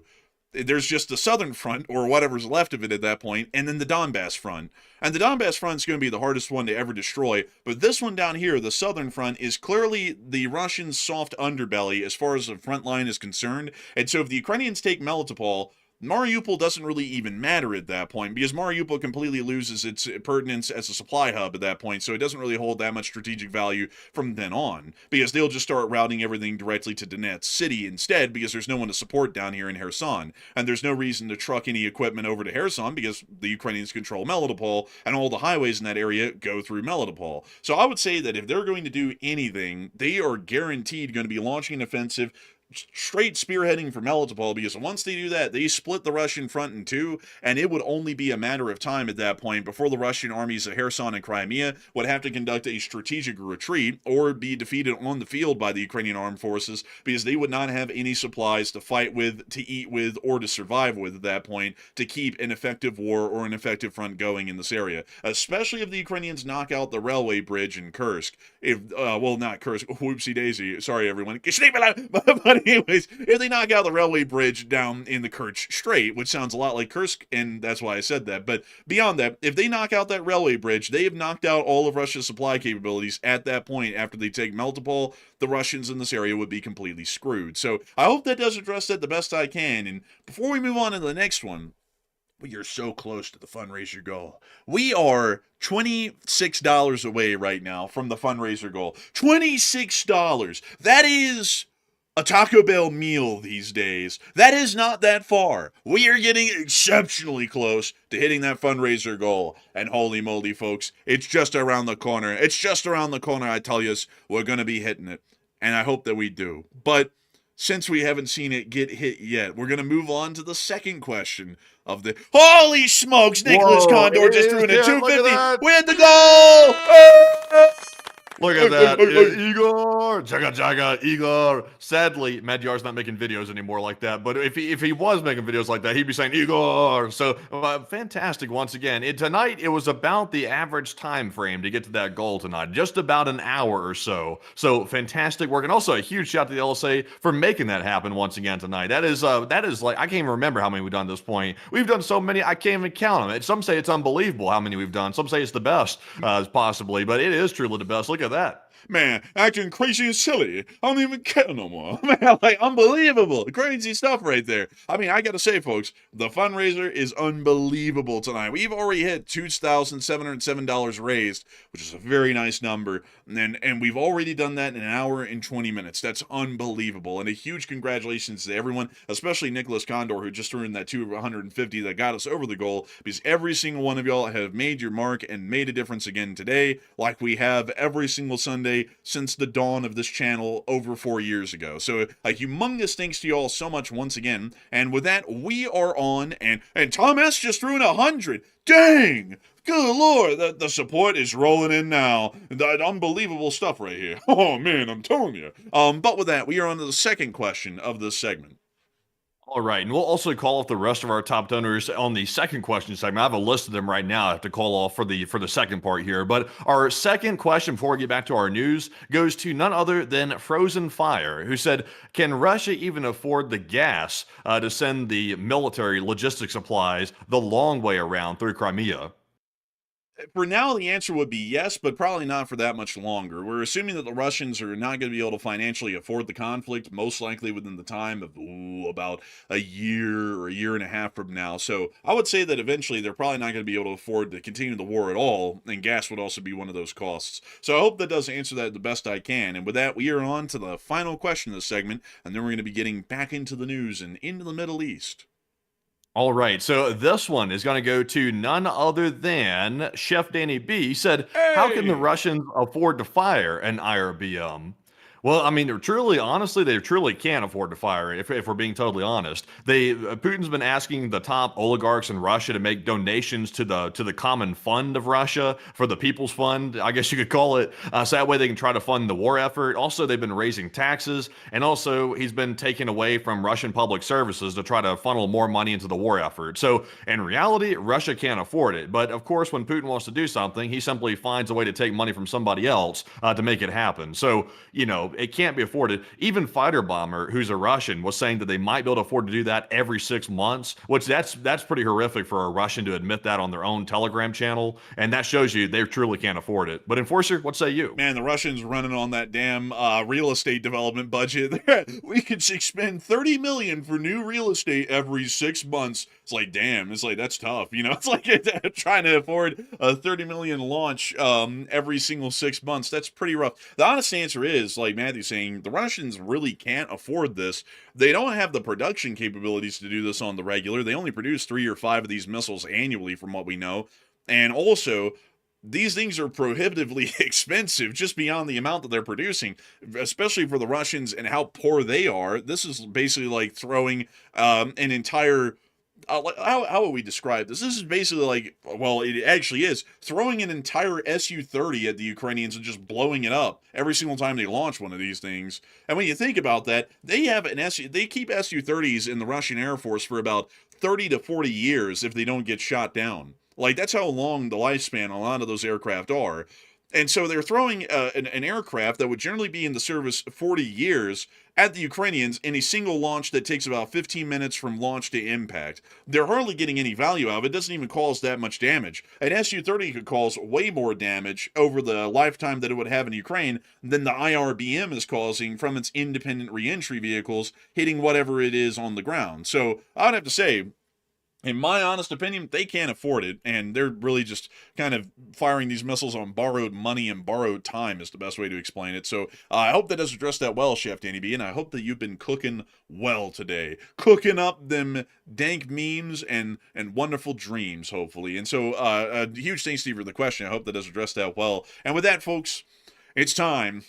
Oh, it's time to get on down into the Middle East. Y'all know, folks, they always say that peace in the Middle East is near impossible, but But I heard that our great leader, it was close to peace yesterday. We covered it on air. He said yesterday, and let me make sure to get this because I want to quote it right, that the United States is working on a deal. So he mentioned all these names here, and then he said, an agreement has been largely negotiated, subject to finalization between the United States of America, the Islamic Republic of Iran, and the various other countries, as listed. Separately, I had a call with Netanyahu of Israel, which likewise went very well. Final aspects and details of the deal are currently being discussed and will be announced shortly. And in addition to many other elements of the agreement, the Strait of Hormuz will be opened. So yesterday we had positive news that everything was over. We had achieved peace in the Middle East.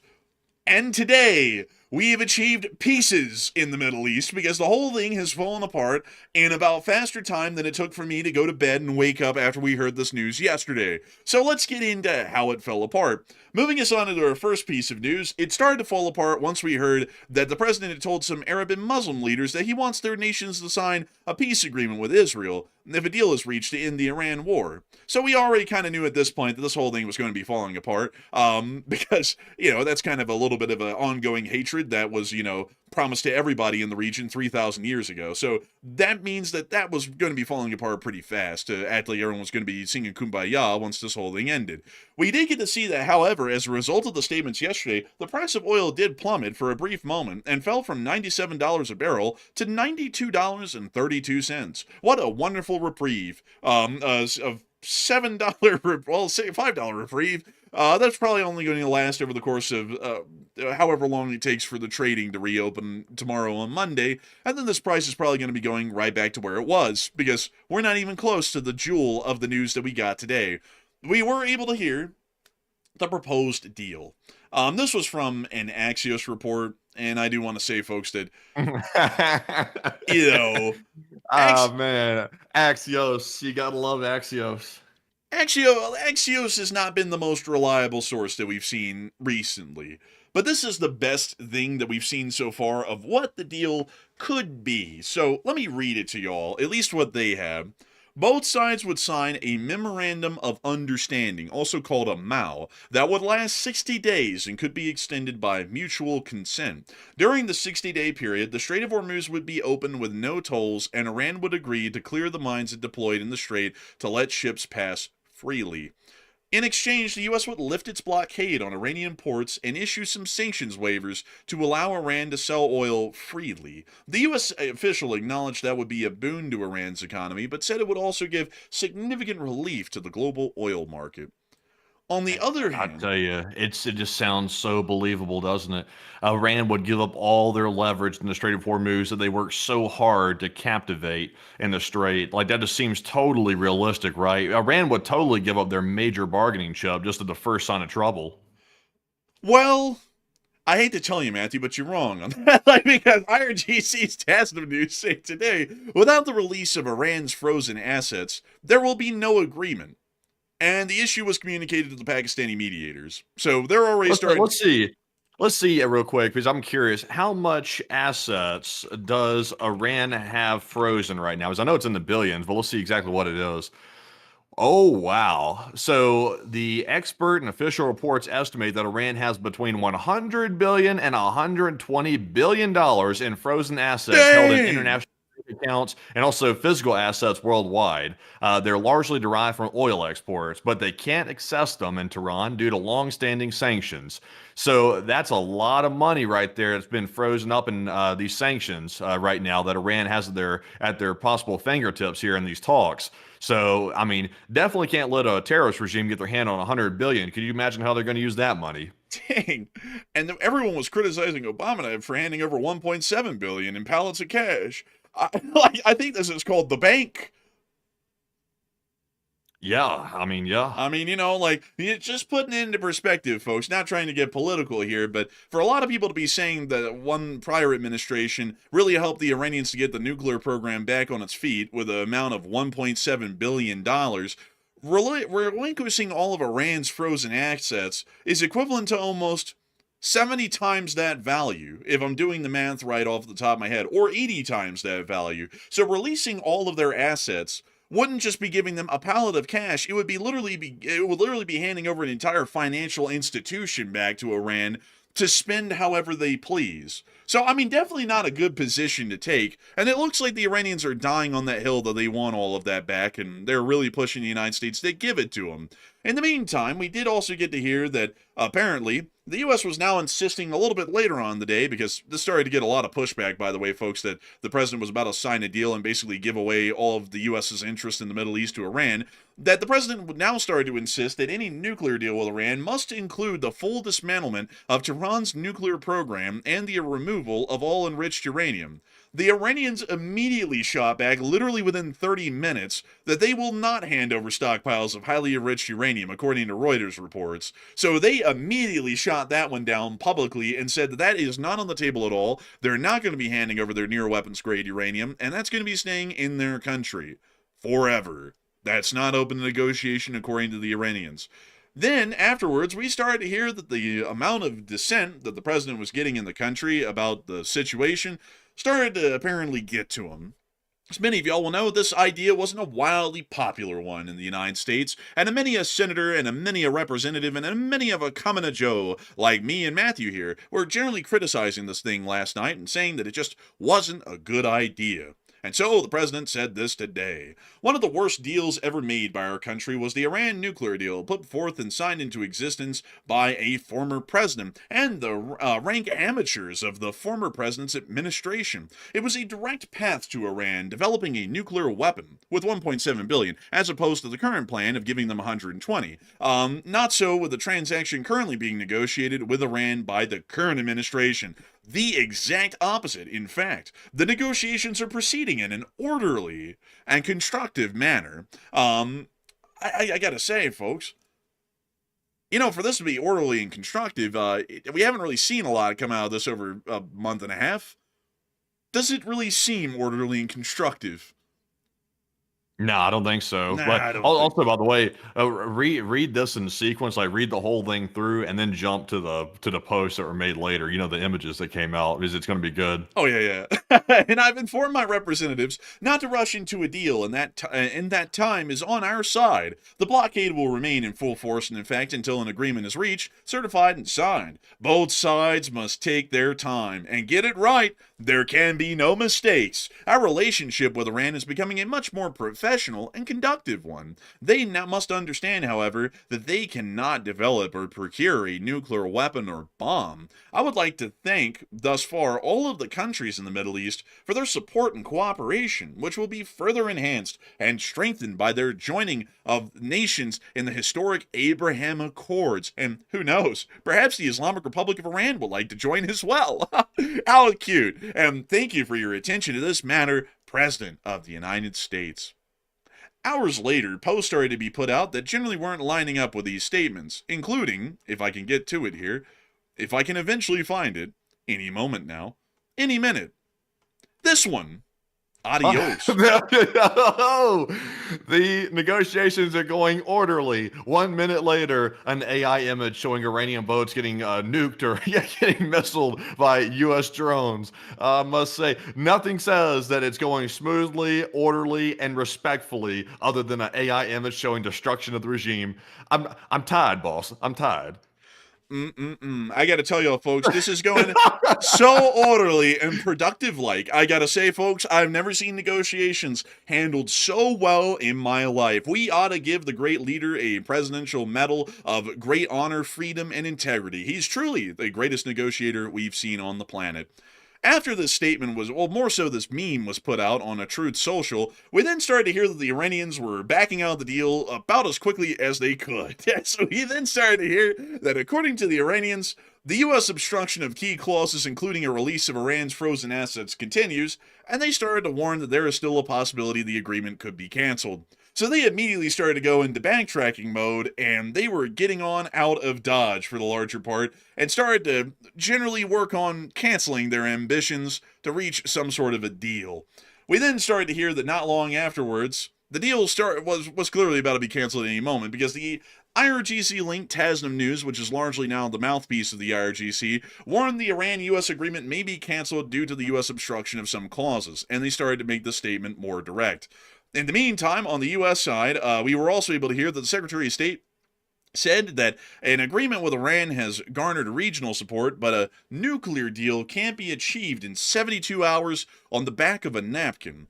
I don't know what gave the Secretary... Talking with how had they been talking with Iran for weeks? It didn't just start in the last 72 hours. They've been talking with Iran, allegedly since the ceasefire started. That's the whole reason there was a ceasefire. Oh, no. You're getting the timetable wrong, Matthew. It's not just weeks, it's a month and a half since the shooting stopped. And we also were talking to them for about 3 months before the war started. So it's not like we're just, reaching this topic of discussion. In total, we've talked to them over the course of the entire year about 4.5 months at this point. And there's only been almost 6 months at this point in the whole year. So for the entirety of the year at this point, rather than the part we were shooting at them directly, we've been trying to talk to them about this, and they haven't listened to a damn thing that we've asked about them on this topic once. So actually, like the statement by the Secretary of State trying to make this whole thing sound like, we're just starting to talk about it. I mean, that's kind of a little stupid. They've been talking about it for months now. And it's kind of ridiculous to act like, they're just getting to it. It's a complete misnomer. We also were able to then hear that there was a statement put out about the deal, once again, by the President of the United States. This was the last post that we've seen today pertaining to this. If I make a deal with Iran, it will be a good and proper one. Not like the one made by Obama, which gave Iran massive amounts of cash. $1.7 billion.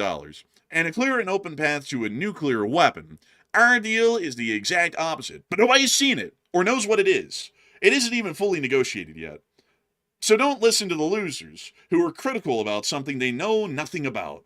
Unlike those before me, who should have solved this problem many years ago, I don't make bad deals. The President of the United States. I don't know. I don't understand the secrecy around it. Like, I get the fact that when negotiations are in the working phase, that you don't want to give away all your cards on the public because some things might change and be fluid during talks. But you could at least say like the good, positive aspects of the talks. Like, if you're close to being able to get the Strait of Hormuz open, it seems like you would say we're close to a deal on Hormuz or something like that. The fact that they're not giving any clues at all about how well it's going or how bad it's going sort of indicates to me that it must be bad news, which is also being corroborated by what's coming out of Iran's media sources as well. It's not going well, but they're trying to act like it's going well, but it's really not. 24 hours ago. Final aspects and details of the deal are currently being discussed and will be announced shortly. 24 hours later. Nobody has seen it or knows what it is. It isn't even fully negotiated yet, so don't listen to the losers. Man, in 24 hours, we went from the deal and the terms will be released to the public in a couple of hours. And now today we're going into, it hasn't even been negotiated yet. And also nobody knows what the terms are and nobody knows what it is. So, everybody doesn't know shit about this whole thing. When we were supposed to, according to the words of the president yesterday, know about this within hours of this post, which was put out at 1:30 p.m., literally 24 hours before this one was put out, just about roughly. I have a feeling, folks, that this whole thing just collapsed because it went from we're about to be releasing the terms of the deal to the public, which from what we were understanding yesterday was going to be horrendous, to now today the deal isn't even finalized or negotiated at all yet. So we did a complete reversal. We're now doing a 180. And it seems that the Iranians are now saying, really adding icing to the cake at this point, that according to Tehran, they now say that the United States has retreated on key mutual understandings. So, at least from the Iranian perspective, the U.S. had actually gotten key mutual understandings on just giving up and surrendering to Iran, basically, and walking away. And now because of how badly that's been received in the United States, the president is now backing off of all of that, basically doing a 180, and now saying that there isn't even a finalized deal or close to one. And the Iranians are now saying that that's the case. So, it looks to me, folks, like we don't really know what we're doing in the Middle East still. And, still a big issue as far as getting the strait open and fixing the oil crisis that's going on. So, we'll see what happens. But beyond that, though, a lot of people are talking about this right now in the poll about what's going on with this whole thing and whether it's ever going to truly work out. And Matthew, what are people thinking about that unanimously? And what are you thinking about that as well, which I believe would also be in agreement with the unanimous decision? Okay, so it looks like nobody's really confused about this question right here. Most everybody's on the same page. But Iran threatened today, as we just went over, to cancel the peace talks as the U.S. officials now push for the nuclear and Hormuz clauses in the peace deal, which are very critical, by the way. We have to have those in there, or a deal is not even viable, like even remotely. So, what are your thoughts? 83% of the audience said the deal was never going to work. That's it seems like virtually everybody's in agreement. 7% said the U.S. backed out due to domestic pushback. 5% said the deal will be forced through by the United States one way or another.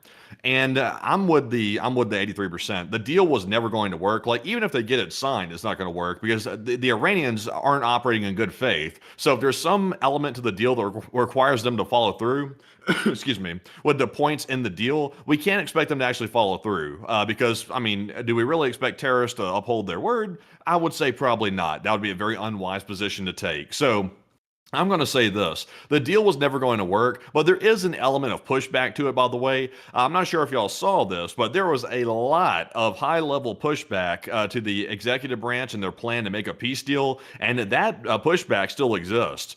So, I mean, that's people that are good friends with the current administration. That's not being political. That's just what's happening right now. We're seeing that literally right this second. So, I would say that there's a huge element of pushback that's probably making them back out of the deal. But I would say, I agree with the people giving pushback. A deal with Iran would be unwise. It would literally be returning right back to the JCPOA, which was literally a flawed deal. I do agree with the president's assessment of that. I think it was flawed because it relied on good faith from the Iranians, which they were not exercising whatsoever. So I'm with 83%. But Enforcer, what say you?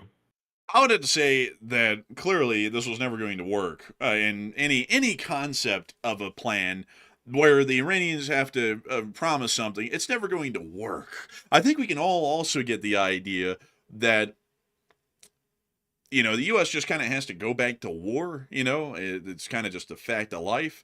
And also, on top of that, I mean, that shouldn't be too hard, folks. I mean, the president did say, and I mean, literally, this is exactly what he said, that the U.S. military is capable of achieving anything and everything. And I feel like opening up a little strait the size of a bathtub globally ought to not be that hard for the U.S. military to be able to pull off if the president's words are true, which they are. So I don't know what's taking them so long. I guess they kind of just got cold feet on this whole thing, or maybe cold hands. Who knows? But it just seems to me like they're really trying to sit around and take too long to make that inevitable decision of having to get back to the war. I also got to say, folks, that this isn't really deal making at its finest. I think this is deal making at its worst at this point, because we've been sitting around for a month and a half now, and we're still at where we were when the ceasefire went into effect a month and a half ago. Actually, folks, it's almost been 2 months now. Like, come to think of it, it's not even a month and a half anymore. It's almost been 60 days. This period now has lasted longer than the armed conflict, and we still haven't gotten anywhere. We're still where we were at the start, 2 months later. Yeah, let's take a more reasonable example that more like everyday folks are going to sort of like resonate with. Let's say you're going to buy a house here in the United States or something, and you see that a house is overpriced. So you go to make an offer on that house, and you say, "I'll give you like 15% less than what your listing price is because this is what the market's demanding in the area. This is a reasonable price, and I'll give you 15% under your asking price." And then the seller says, "Hell no, we're not, you bastard. We're not listening to that reason."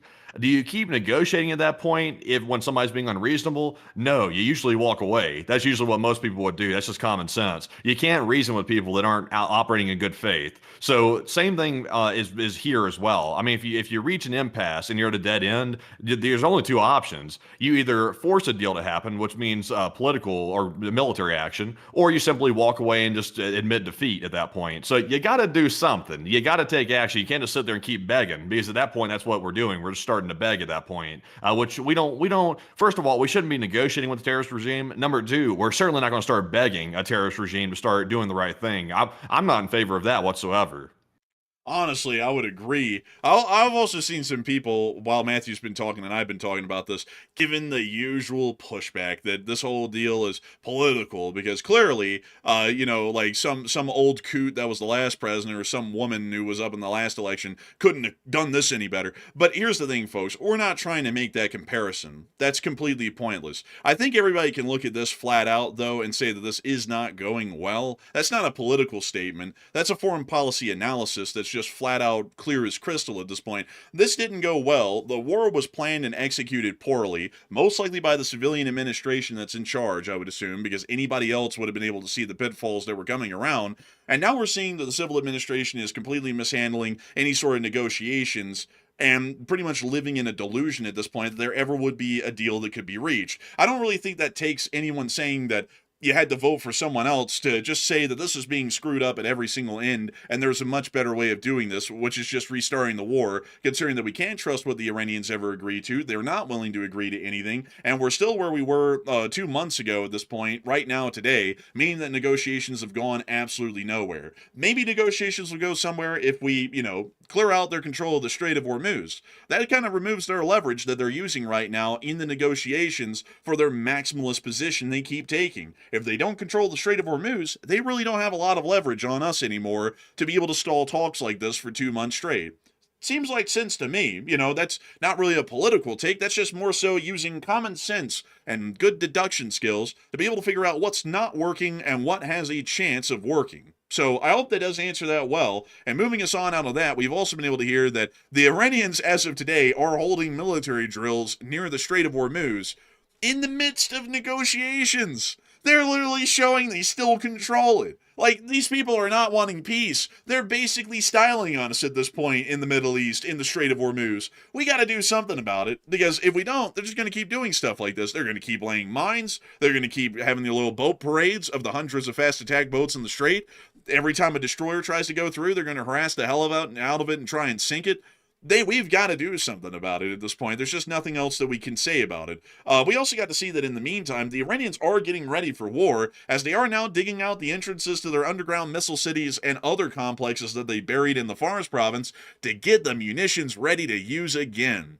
Man, sounds to me like a country at peace. This is kind of like watching Hitler in the beginning, before World War II started in Europe, building up the German army to be larger and more potent than it was allowed under the Treaty of Versailles, and then going, these are peaceful people in this country. They definitely don't want to invade everyone surrounding them, and go to war with everyone for the next 6 years. That'd be unreasonable. The MEF funds and also all the other stuff that Germany's doing right now, it's all in the pursuit of peace. I mean, they're digging out the entrance to a bunker that's holding hundreds of missiles. I think we can kind of get the idea they must be thinking they're going to be needing these in the future sometime, and might be firing them at someone, including us, in the region.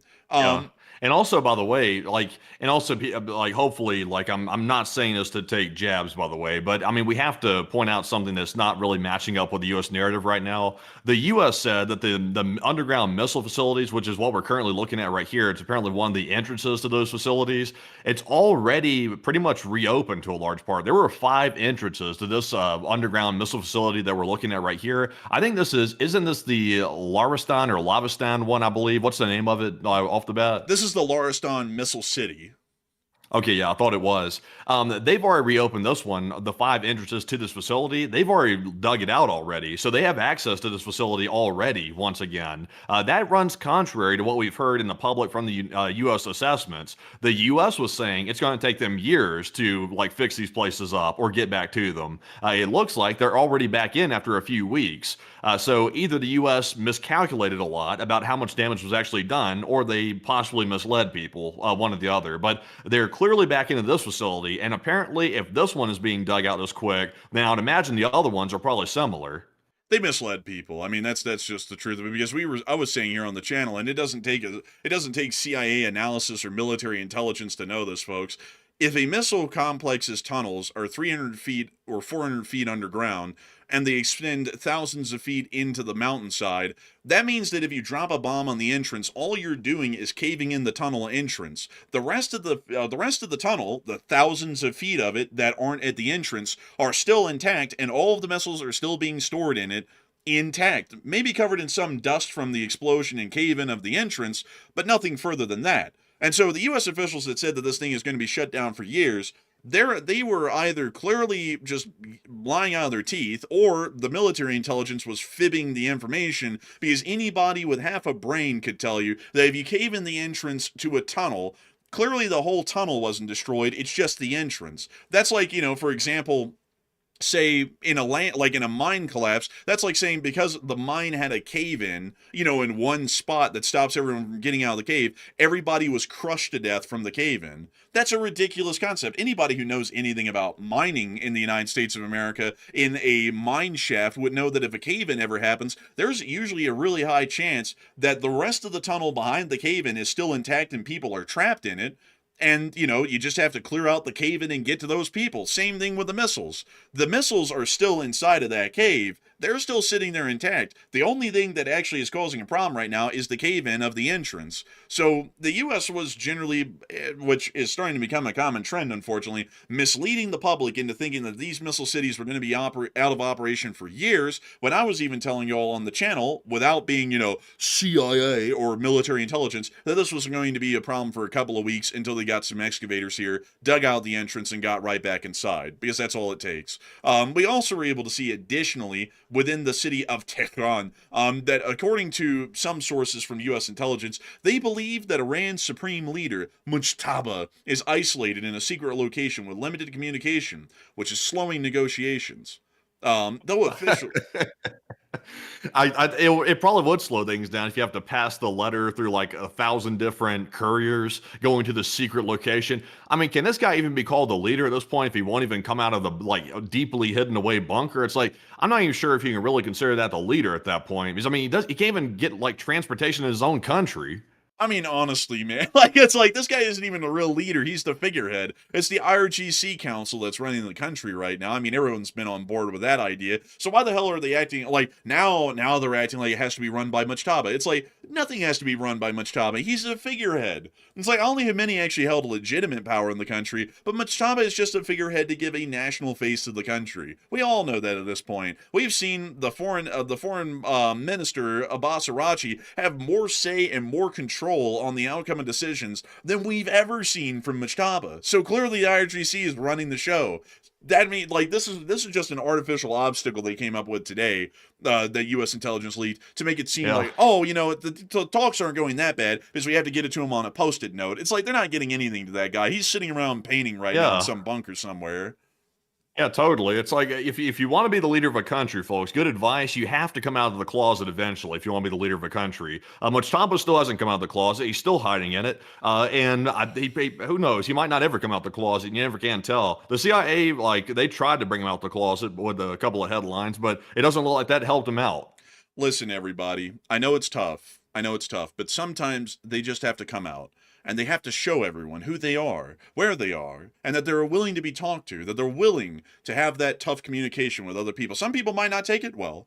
Some people might not take it well if this guy comes out of, the closet, the bunker, wherever he's at, and he tells everybody that he's there and he is who he is. It's okay. The world has moved on. It's completely acceptable in the modern day for, a leader to be out there like that, and in the open and talking to everybody. That's not too hard. That's not too much to ask. The guy just has to get over his apprehensions, and he just has to go for it. He has to accept who he is and what's to follow. But moving us on out of Iran, we've also been able to hear that around Mecca, not only do we have high-end resorts for the pilgrimages, but we also have sick videos of Saudi air defenses that are now set up all around the holy site. Honestly, I'm not gonna admit, look at that. I'm not gonna lie, this kind of goes hard. I'm gonna be honest. It kind of does, actually. Look at this. They got the little mobile radar. They got look at this. They got all kinds of stuff. What is that, a Patriot? Yeah, they got Saudi Arabia is a huge purchaser of Patriots. They love them. Yeah, it does look like they do. They're keeping this place safe right here.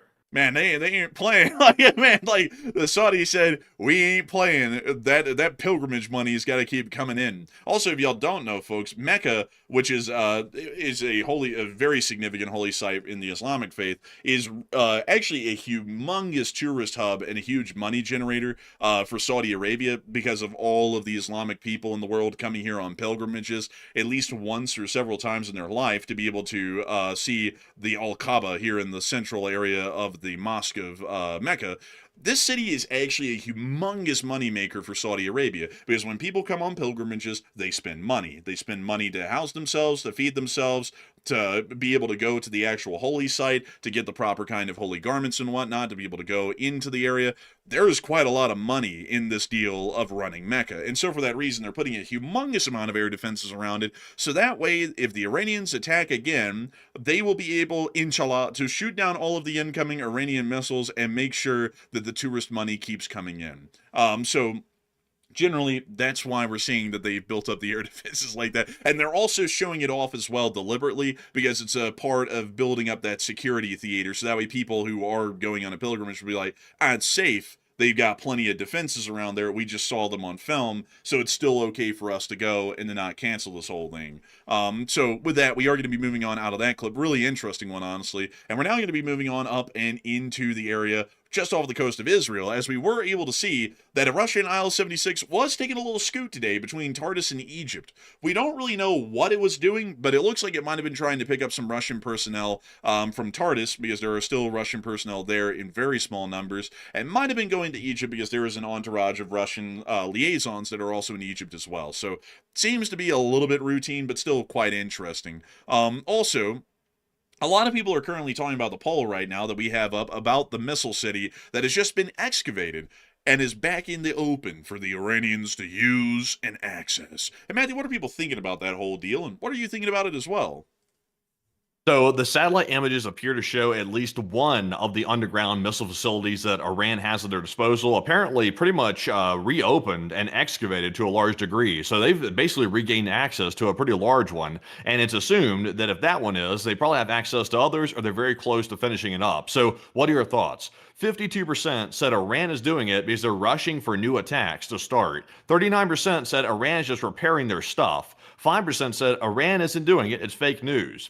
And it can't be fake. We had satellite proof, so we got the evidence. We got the file out. So I would say that Iran is rushing for new attacks. That could be part of the reason why Iran's trying to drag out these talks as well, because not only are they using that big break in time because of these talks that are going nowhere to continue on between the U.S. and Iranian officials, they could be doing it to solidify control over the strait, but mainly it could be because they're close to regaining access to their underground missiles, and they need that before the war restarts again. So they could be using this little faint talk tactic right here to get access again and solidify that access before they start launching a brand new war with the United States. So I'm with the 52%. If there's something that Iran could be doing good or bad, they're almost always doing the bad option. So I would say they're probably rushing for those attacks. But Enforcer, what say you? I would say they're definitely rushing for attacks. That's what the Iranians want. That's what they crave. And I got to say, folks, the Iranians are not really that peaceful of a country. It's a very warlike country.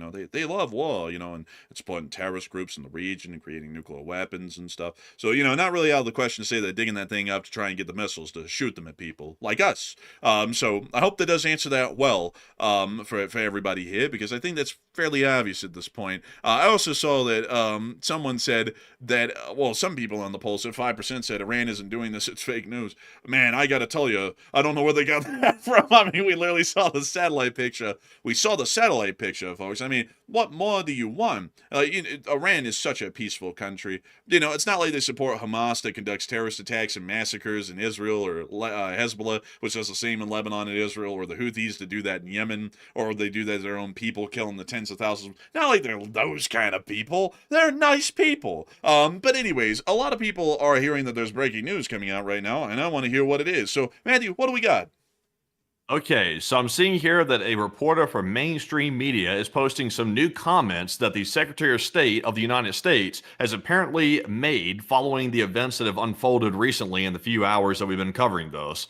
So they're saying here that the U.S. thought they might have some news last night. Maybe today they wouldn't read too much into it. It takes a little while to hear back from Iran, they say. But here's allegedly what the Secretary of State has said. He said, We have what we think is a pretty solid thing on the table in terms of their ability to open up the straits, to get the straits open, even though there's just one strait, but he said straits, enter into a very real significant time-limited negotiation on the nuclear matter, and hopefully we can pull it off. So let's see here. He said the deal has a lot of support in the Gulf and there's a lot of support globally. Every country that we've walked through it with understands it's not just very reasonable, but it's the right thing for the world to get done. And they say that they're not in a hurry. He's not going to make a bad deal and they're not going to make a bad agreement. So that's what they're saying right now. So it sounds to me like, based on the wording of that statement, they haven't even started talks on the nuclear stuff yet. It sounds like they're struggling to get the Iranians to even touch on that subject. So that's worse than I thought. I thought they were at least discussing it, but it sounds like they're not. Okay, so in other words, it's exactly what we thought. The negotiations have gone nowhere. It's been a bunch of hype talk. And this right here generally proves that to a large degree. So they're not able to come to an agreement with anything from the looks of it. Now, also, by the way, I see people saying word salad. It does sound like word salad. I will say that. This is what happens when you try to say something positive when there's nothing good to say positive. You go into word salad. But Enforcer, what say you? I have a word salad right here on screen. Yeah, it's just greens. No tomatoes, no carrots, no nothing, just greens. Oh, no, look, it actually has words in the salad. In an effort to try to be transparent, we're committed to considering, when starting to think about, to piggyback off that, this is an ongoing conversation. The key updates we can share at this point in time. It's literally all the things they're saying. Like, man, this is a post from the New Yorker that says, word salad recipe for your upcoming corporate meeting. And this is literally the word salad bullshit that everybody's doing right now in these talks because there's literally nothing happening. So they're just coming up with a whole bunch of shit to say to make it seem like things are happening. But that was the most non-statement I've ever heard from anybody in the government. We're working on talking, and we're talking and really working well. I tell y'all, folks, it doesn't sound like progress is being made. Sounds to me like someone's breaking in. Like, it doesn't sound like anything's happening. But anyways, moving us on out of this whole deal, we did get to hear a little bit of news in Israel. Israel has started to show increasing concern over the emerging U.S.-Iran agreement, warning it does not properly address Iran's nuclear program or missile capabilities, despite Israel going to war over both of those issues. They also raised concerns over Lebanon and the IDF's limited freedom of action there, while frustration grows in Israel that major military achievements during the war are not being translated into diplomatic gains ahead of a possible final agreement. So it looks like the Israelis are not happy, which we all expected, because I don't really think anybody's happy right now with how all this is going. It's not going well, as far as everything concerned. So it looks like the Israelis are saying that they don't think it's going well, and they aren't really sure what's going to be happening here in the future. Also, it is kind of funny, though, folks, that the U.S. deal, as we're hearing it right now, doesn't deal with the nuclear program or missile capabilities, which is literally the whole reason we went to war with Iran and Israel went to war with Iran. And then also we lost control over the Strait of Hormuz as well. So we're really on not really the winning side of this conflict at the moment as far as who's walking away with what once the thing ends. Yeah, this explains why they're not really giving the details to the public, by the way, because if this is what the Secretary of State was saying, those comments that were just coming out a minute ago that we just read off, that explains why the executive branch isn't wanting to put out much detail about it, because there's no detail to put out. The Iranians aren't even discussing the nuclear problem, and they're apparently not discussing the Strait of Hormuz problem either, from the sounds of it. So, I mean, they can't make a statement if there's no statement to make.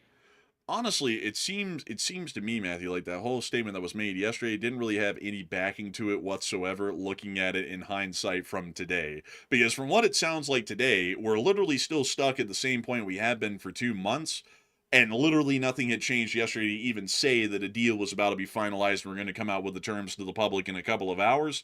There's nothing today that is showing that that was ever going to be the case yesterday. Yeah, I would agree with that. But moving us on out of this whole deal in the Middle East, it is time for us, folks, to move on and back up into Ukraine. Because we do have a little bit of frontline news to cover here, folks, before we start getting on to the speech from Zelenskyy, which is quite a humdinger. Unfortunately, though, folks, I do have to get us into some unfortunate news to start off our Ukraine war segment. The casualty reports did come out of Kyiv last night, and 4 people were killed in the attacks that were conducted by the Russians in the city of Kyiv. Here's some pictures of the damage that was caused in some specific areas from the Russian strikes, including this apartment building that was destroyed and largely burned out, and also the smaller malls and shopping complexes as well that were within the general area. We also were able to hear that the Chernobyl Museum was also hit as well last night, and apparently someone was able to catch it on film when it was hit. As you see the caliber flying over, launching countermeasures, and then hitting the target on off in the horizon, which you'll see right there. Oh, jeez. So you know, unfortunately, I heard that the Chernobyl Museum apparently lost, like, I think the number was like 60% of their historical artifacts in the strike. So it destroyed a large bit of history from that disaster of Chernobyl that the Russians conducted here. It seems like the Russians really have something really fixation about Chernobyl. Like, they keep hitting the new safe confinement of the actual reactor. Now they're hitting the Chernobyl Museum. It's like, what's the deal with that? It points out Russian incompetence and failure, because while the power plant was on the territory of Ukraine, it was largely operated by the government of the Soviet Union, which was basically run by the Russians as a people. So it keep like the Chernobyl incident points out their failures, and at this point, it looks like they're pretty much going out of their way to try and destroy history about Chernobyl, to try and bury the fact or bury living evidence of their failures and incompetence as far as that disaster is concerned. Also, by the way, if y'all are wondering where this was actually within the area of Podil, right here, and this is actually the building, the Ukrainian National Chernobyl Museum, which you can see right here. Of course, these are the pictures that exist before it was destroyed, showing some of the vehicles that would have been used, showing the people who were affected, other things that were used, possibly in the liquidation or surrounding incidents. Generally a museum for the public to be able to know what exactly happened during the Chernobyl nuclear disaster, and some of the few artifacts that exist, like this crude lead sheeting that the liquidators wore, to be able to try and clean up the reactor site and to be able to create the original sarcophagus that was then replaced by the new safe containment structure. So a very unfortunate thing to hear of in the midst of the significant fatalities that were heard of last night. We also were able to see some more clips of the missiles hitting Kyiv in this video right here.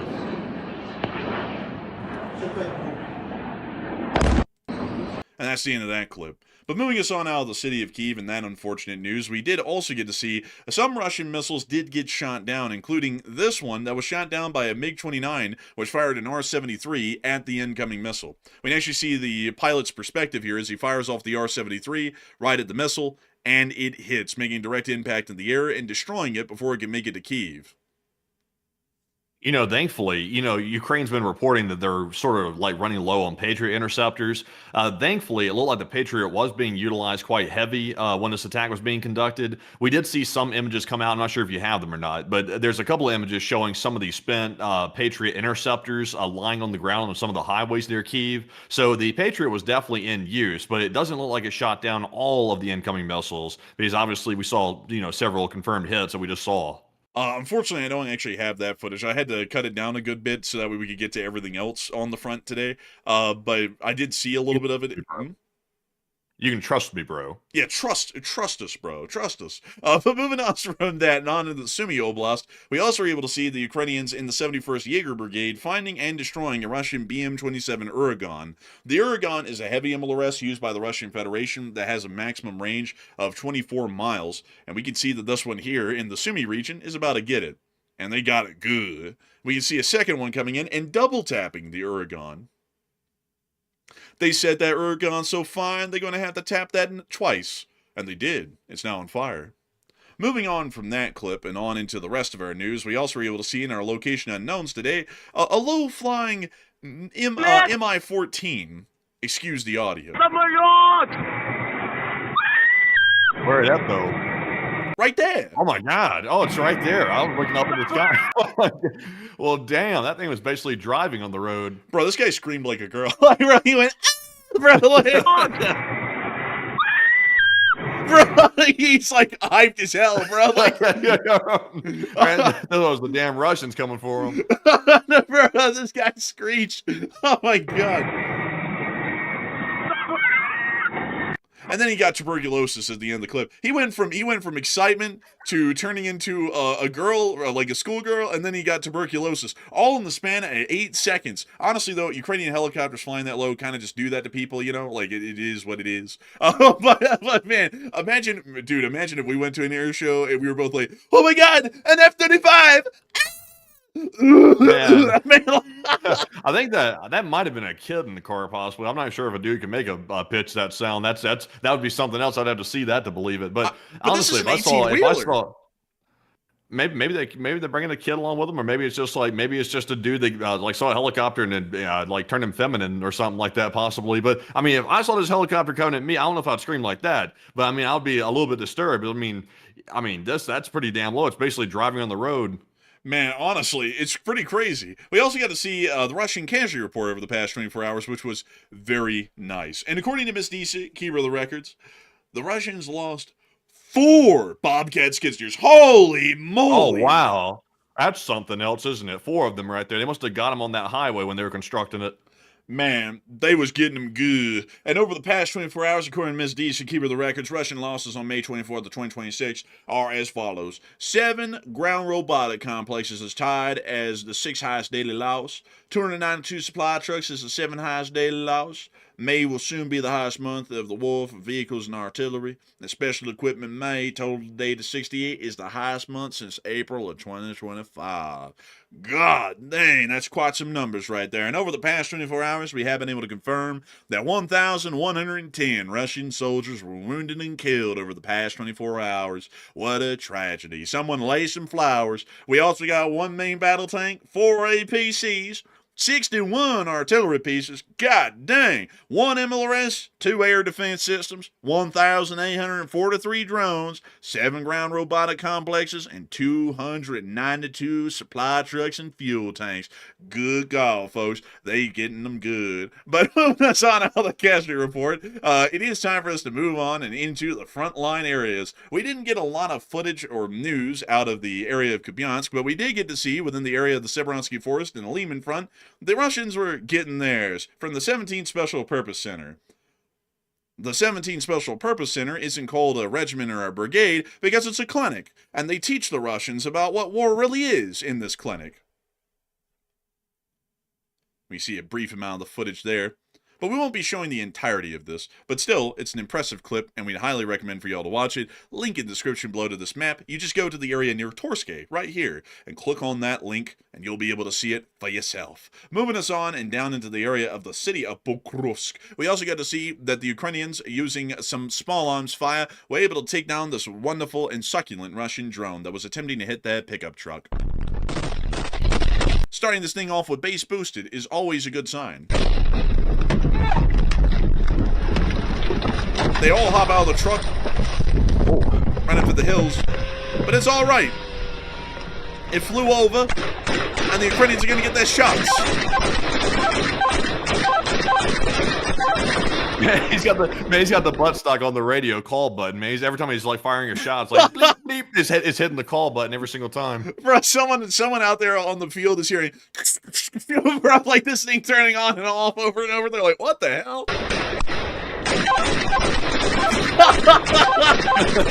Bro, I didn't notice that the first time. That's actually hilarious. And they're gonna keep playing it low. I realized he had it on the call button. And oh, they got it. Damn, look at that. He ought to press the call button now and say, "Got it, bled." Bro, like it was going crazy. Also, the bearded says, it sounds like Mario getting coins, lol. Go back to it for just a second. I gotta hear that one more time. That was actually kind of funny, that dude. He must have literally, like, he obviously didn't have much time to shoulder the weapon, so he must have accidentally put it on, like, the little call button thing, and then just started, like, bing, bing, bing, every single time. Let's hear that.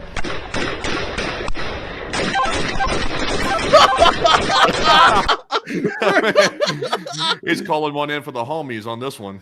Bro, he out here getting them coins. Bro, like he's like Mario under that block, man, where he starts punching it and the coins come out. Bro, that's him. Like, oh my God. And honestly, that was a good call. That was a good catch right there. It literally does sound like the Mario coin deal right here. He's racking up a legendary high score. Oh my God. But also, we got to see the ongoing resupply efforts by Ukrainian armed forces in the 68th Jaegers, which have been engaged heavily in this front. Here's the resupply.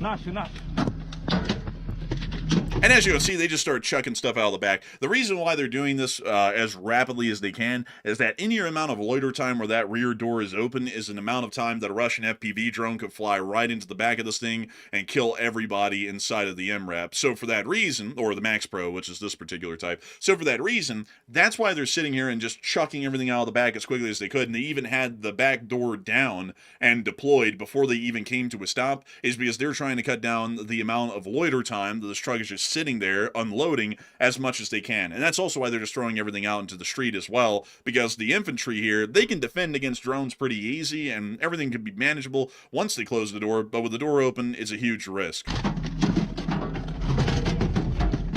And we see the reinforcements coming out as well, chucking the ammo and everything as they go. That's just how the delivery man does all my packages, too. Just chunks them out on the floor, just throws them across the way. Man, these guys have got a promising future as airport luggage handlers. Like, they're going to be, get that shit out of here, man. Like, they're going to be quick. I mean, they're going to be really efficient. We can also see these guys hopping in because their replacements have now arrived.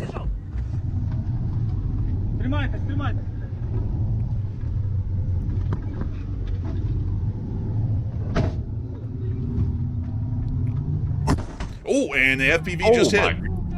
Now you can see why they were doing that so quickly.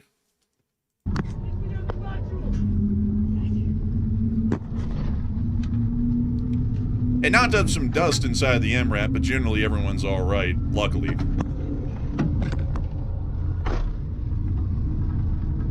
Luckily, these things are like mobile tanks on wheels, so it handled it pretty good, it looks like. You know, what's crazy is that these things handle the FPVs better than Russian main battle tanks do, which is really weird when you think about it. Actually, it's not that weird, actually. I'm surprised the Russian tanks handle a fly hitting it. Well, I mean, like, if you saw how thick the armor is in, like, the turret, or most of the tank, like, let me see if I can pull this up. T-72 armor cutaway.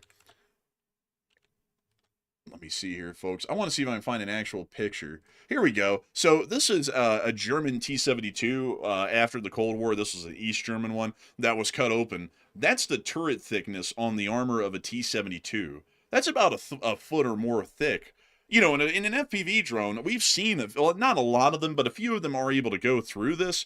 And also, of course, everyone knows the real weak point. They're able to go through the upper driver's plate armor here and the upper turret armor easily, because tanks have no armor in those areas. The armor there is about, at the thickest, 20 to 25 millimeters. Sometimes they're lucky to get 40 millimeters in those areas, so it's basically non-existent, and that's why most drones try and attack from the top down, and most modern anti-tank weapons also try and attack from the top down, is because it's the weakest armor to be able to punch through. It's also that way on all Western tanks as well, because they were never designed with the idea that there would be arcing fire literally coming right down on top of the turret at any given point. But moving on from that, which is a little interesting thing to bring up about the MRAPs, we also were able to see the 1st UAS battalion, the Predators, attacking Russian forces. I heard that the Russians, when this unit arrived, they saw a white van with spray painted on the side, free candy on it.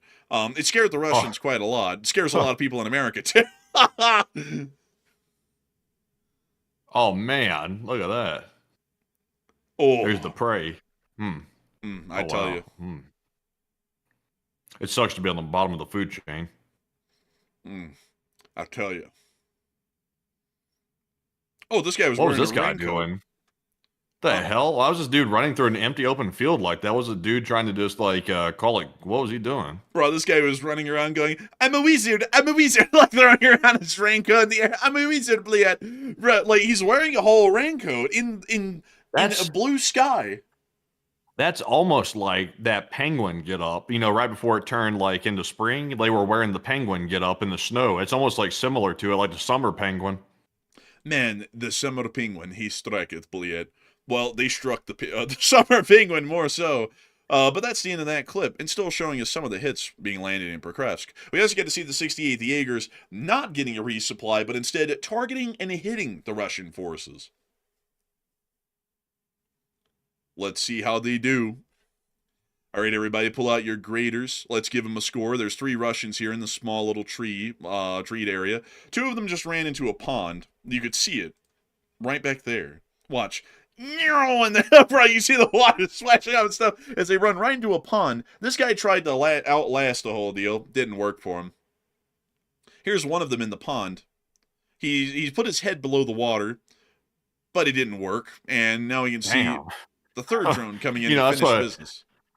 This dude's watched too many movies. He thought like he was being like chased by a swarm of those killer bees or something. You go jump in the pond and put your like umbrella above the water and duck your head under the water. It's like this isn't like a normal like bumblebee. This is kind of like a drone. Man, he thought he also, man, I think he had one of those little reeds, man, that you like stick up above the water so that you can breathe down there. Like, bro, like I think he had one of those. It didn't work though. It's not the cartoons, folks. This is real life. This is war. But moving us on from that, it is now time for us, folks, to get on up into Kyiv and cover the speech from the president of Ukraine, President Volodymyr Zelenskyy, here on day 1551 of the news from around the world. And so, hopefully here, this will load. And without further ado, here is the speech. It's rather short today, but here it is. Speech! Шановні українці, сьогодні відночі всюди, де потрібно, працюють рятувальники та необхідні служби. Всім, хто був поранений, цим ударом буде надано допомогу. Це наш обов'язок, і держава його виконає. Я вдячний кожному і кожній, хто працює на місцях після ударів, щоб допомогти нашим людям. Зараз відомо, що постраждали щонайменше 83 людини. Від початку доби, на жаль, є загиблі. Мої співчуття рідним та близьким. Важкий був удар, ракет різних типів 90, із них багато балістики 36, 600 дронів. На жаль, не всю балістику вдалося збити. Найбільше влучань у Києві, і саме Київ був основною мішенню цієї російської атаки. Путін вже і слово «ура» не може нормально вимовити, шамкає, а все ще своїми ракетами перемагає житлові будинки. 3 російські ракети проти об'єкта водопостачання, спалив ринок, десятки житлових будинків пошкодив, кілька звичайних шкіл. Запустив свій Орeshnik проти Білої Церкви. Реально неадеквати. Важливо, щоб це для Росії не залишалось без наслідків. Сьогодні кожен у світі, хто не промовчить, хто допомагатиме Україні, є захисником життя. Дуже важливо продовжувати працювати, щоб було ППО для України, зокрема проти балістики. Мати Росію поруч – це постійна загроза. Наші люди в Україні цю загрозу стримують і зупиняють, але світу варто чітко бачити, з ким маєте справу. 5-й рік повномасштабної війни. І від перших секунд це неспровокована терористична війна Росії проти життя. Ми робимо все, щоб встановити мир і захистити людей. Все. І важливо, щоб Україна була не наодинці. Потрібні рішення і від Сполучених Штатів Америки, і від Європи, і від інших, щоб цей старий Орeshnik в Москві вимовив слово «мир». Дякую всім, хто допомагає. Слава Україні! And with that, that is the end of the speech from the President of Ukraine, President Volodymyr Zelenskyy, here on this day of 1551 of the news from around the world. And I've got to say, folks, that it's an absolute honor and a pleasure to have covered this news for all of y'all once again tonight. This news segment lasted in 2 hours and 19 minutes. And over the course of 2 hours and 19 minutes, 17,000 people were here at the peak of the stream, and 107,000 people have watched this show in total. I've got to say that we're entirely honored and greatly appreciative, as we always are, to be able to be the main source of news for many of y'all who come here every day and watch this channel for your international news. I hope that once again we've been able to make sure to report it with a high amount of quality and fidelity tonight, and also give top-end analysis. Also, by the way, folks, just interested, how did y'all like the Iran war segment coverage tonight versus other nights? Did y'all like this? Did y'all not like it? What are y'all thinking? Because honestly, I'm a little bit interested.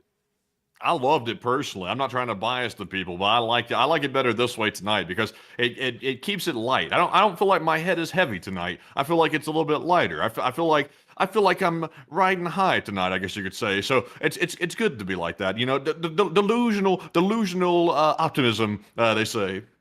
You know, I think I liked it as well. Honestly, I thought it was a lot better because, you know, I've started to realize, folks, that if we are ever looking for common sense in the current environment, it's basically not there. So we're going to be getting frustrated every single night. And Matthew and me have been talking about this behind the scenes because we both don't like what's going on. But no matter how much we've said that over the past past 2 months, which would be about 60 days, nothing has really changed. So we might as well just start laughing at it because, if the country is going to be going downhill and we really can't make a decision about it either way, we might as well just joke about it because why the hell not? What's our other option? Just get angry about it every day? And what's good is that doing us?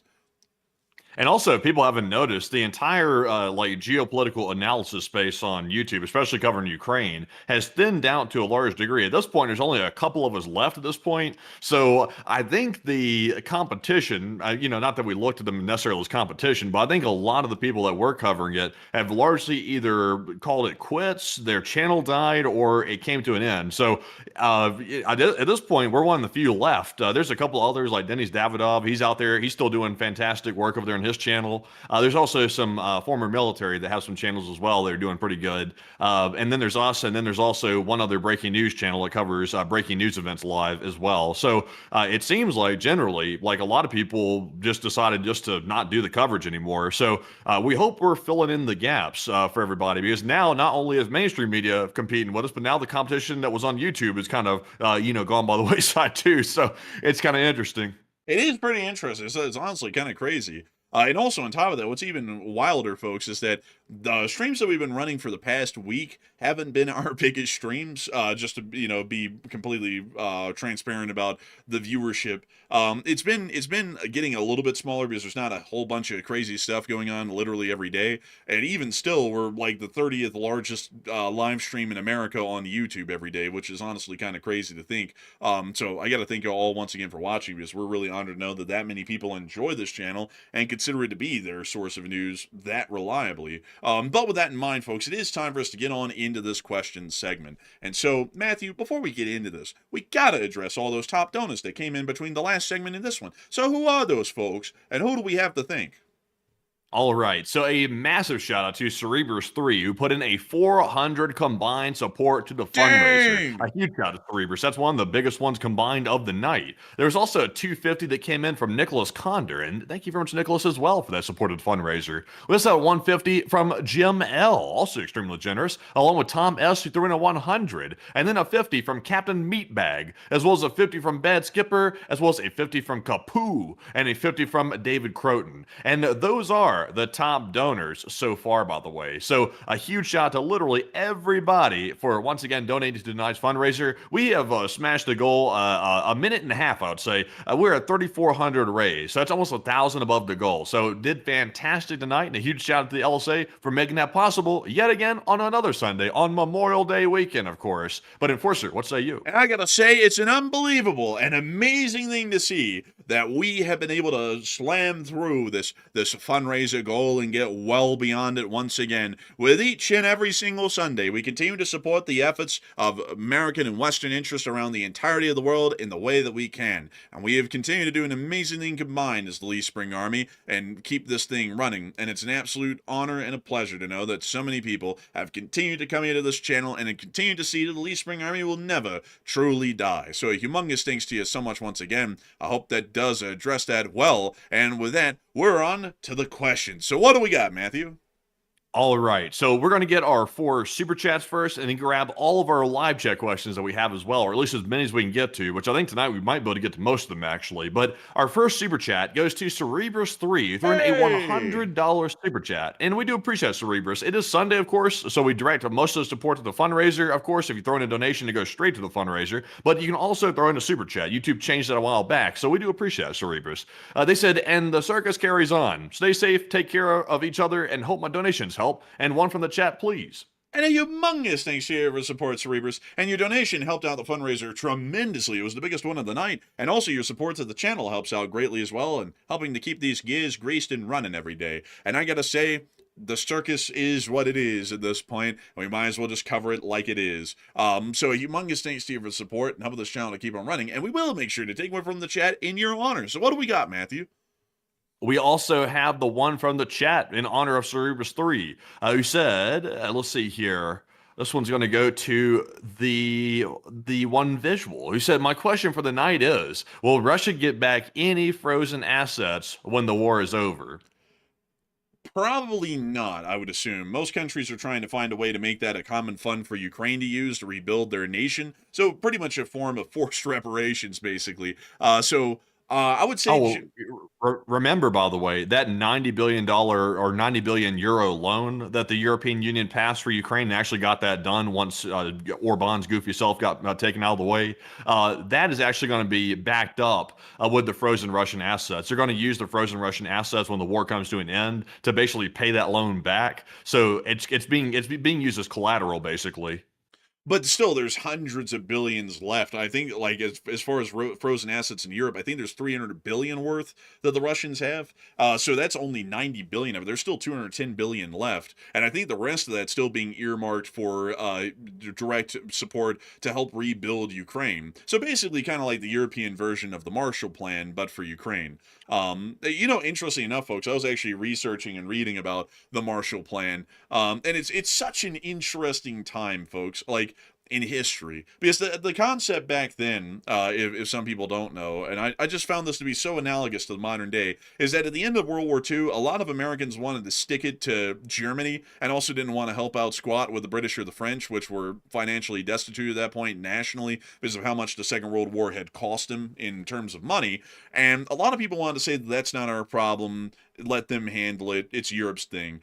But the thing is that we started to notice in West Germany, or in the occupation zones, because West Germany didn't exist yet, and in France and Britain, and also other countries like Italy, there started to be a marked rise of communist sympathies, because they started to realize, at least in the first 2 years after the end of World War II, that they were getting kind of shafted, and there was really no reason to be friends with the United States because it wasn't a mutual friendship. So then a whole bunch of people in the Foreign Policy Department, and y'all wouldn't freaking believe it, but it was pioneered by Herbert Hoover of all people, were like, we ought to give them loads of money and start investing in them so that way they'll rebuild their economies and we'll have people to trade with to make money off of. And also, it hopefully will make the economies over there a little bit more stable, and it'll make people friendlier to the United States and make them big friends. And so then we put George C. Marshall, who's the guy who generally we all credit with the Marshall Plan. He was the one who executed it, but crazily enough, Herbert Hoover was the guy who kind of came up with the idea.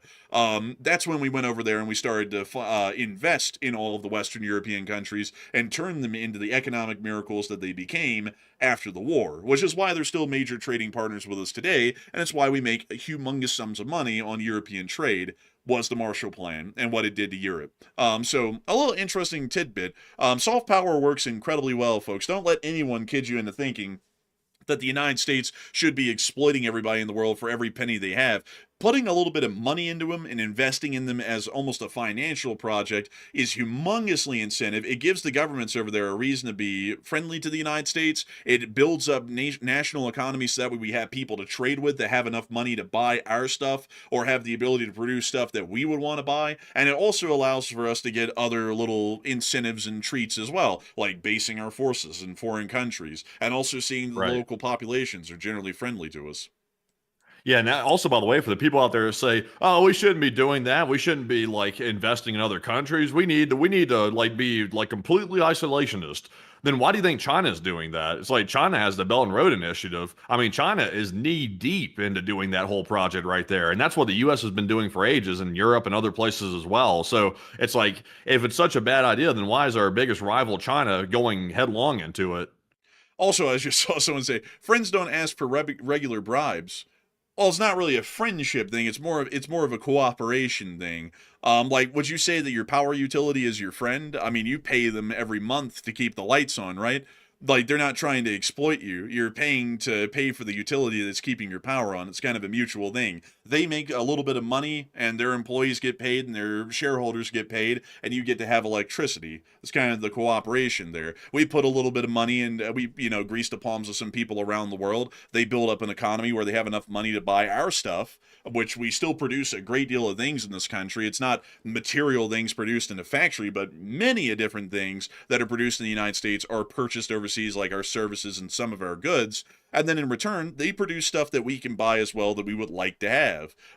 Like, for example, most of the cars in this country that are driving around aren't even American brands. They're either Asian brands from Japan or South Korea, or they're European branded. I would say, like, what is it, Matthew? It's something like 40% to 50% of all the cars on the roads in America are not even American. They're foreign, like either as their company Oh, or it could be produced. higher.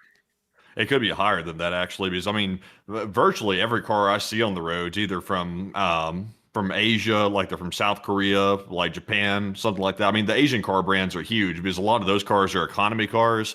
The U.S. car manufacturers, I hate to say this, folks, because I would love to be super proud of the U.S. car manufacturers. They've never been that strong. I mean, Ford's the one that's the biggest, and they've turned into like this huge multinational conglomerate that like makes literally everything. So they're American, but it's just like, I mean, there's only like a handful of cars out there that I can say, I really like that modern day American car right there. There's only like a handful. The Corvette's one of them. I would say, let's see here. What's another one? See, I'm having to really rake my brain to come up with it. When they had the what was it, the Camaro? The Camaro is pretty neat. Like the top level trims were pretty neat of the Camaro. But there's not a whole bunch of stuff that's American that I'm like super wild about. It's like kind of generic stuff. It really doesn't have any character to it. No offense to the car manufacturers. You know what's interesting? I just Googled this to find the answer. According to websites, I'm not using the AI search, by the way, folks, because that thing is wrong on a lot of stuff. But apparently in 2025, 67% of all cars that were for sale on the U.S. market were foreign built. And then 99.7% of all cars sold in America had foreign parts inside of them, even if they were built in America. A lot of their sub-assembly parts were actually produced overseas and then shipped into the United States. So as far as anyone buying a car in America, we rely quite heavily on the goods that other countries produce to be able to put a car on the road in this country. It's either built entirely in a foreign nation and shipped to the United States and you buy the car, or it's an American-made car that has a lot of its sub-assemblies produced in a foreign country, and then their final assembly is done here in the States. That's just one example.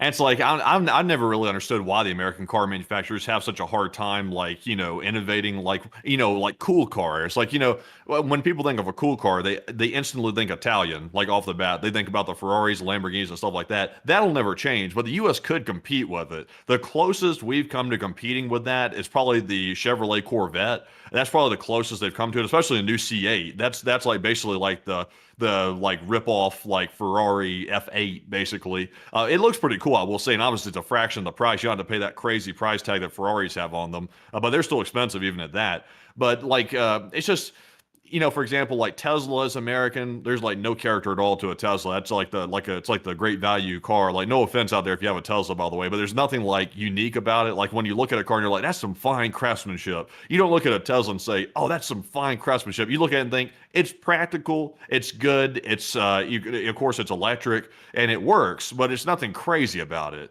So I don't know. Like the U.S. manufacturers have never been on top of that pretty much ever. Yeah, I would have to agree. I mean, you know, like American car manufacturers back in the day used to be something. Like, I will have to say, folks, that's one thing that has declined in modern days, is that back in the day when America was the king of cars and we were basically the only producer of them internationally, we were producing great stuff. I mean, Cadillac had great cars. Buick had great cars. I mean, you actually had luxury car brands. Cadillac was one of them, that were built here in the United States, and all of the other brands that were the middle range cars in price and then the low range affordable cars, and they were all pretty decent quality. I mean, they weren't bad. But nowadays, I just like, most of them seem to me like almost like plastic toy cars. Like, a lot of them look like that. Like, it's just the design of them, not really the material of them, because basically every car around the world these days is built the same. And for them to be able to meet DOT standards here for safety and whatnot, they all have to be built to certain criteria with certain kinds of crumple zones and everything else. So they all kind of end up being built out of the same materials these days, no matter where they're made, to be sold on a U.S. market. But the American ones, I just find a lot of their designs to not really be that impressive, which is kind of a shame, because it'd be nice to say that American car brands design wise were top notch. I would actually have to say that generally the Europeans kind of have that market cornered in design and style, until BMW did that thing a couple of years back where they put the catfish mouth on the front of their BMWs. Oh.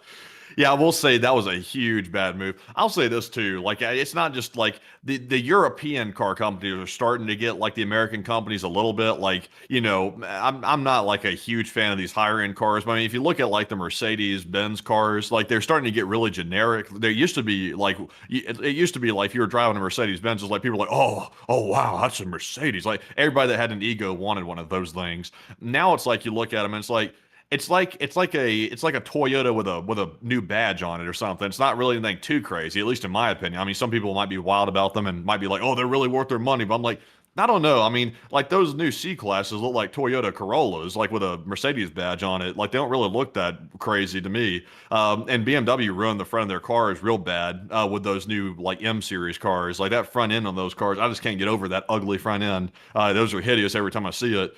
So I just don't know. Like I feel like all the car companies are kind of like going more corporate, and they're not really focusing on making cars that are cool and like cars that have like some thought behind them. It's more about what do they think is going to sell, be the cheapest to make, and mass produce. I'm like, that's just not it. Yeah, I would have to agree. I also saw someone say that the whole blame for American cars being the way they are labor unions.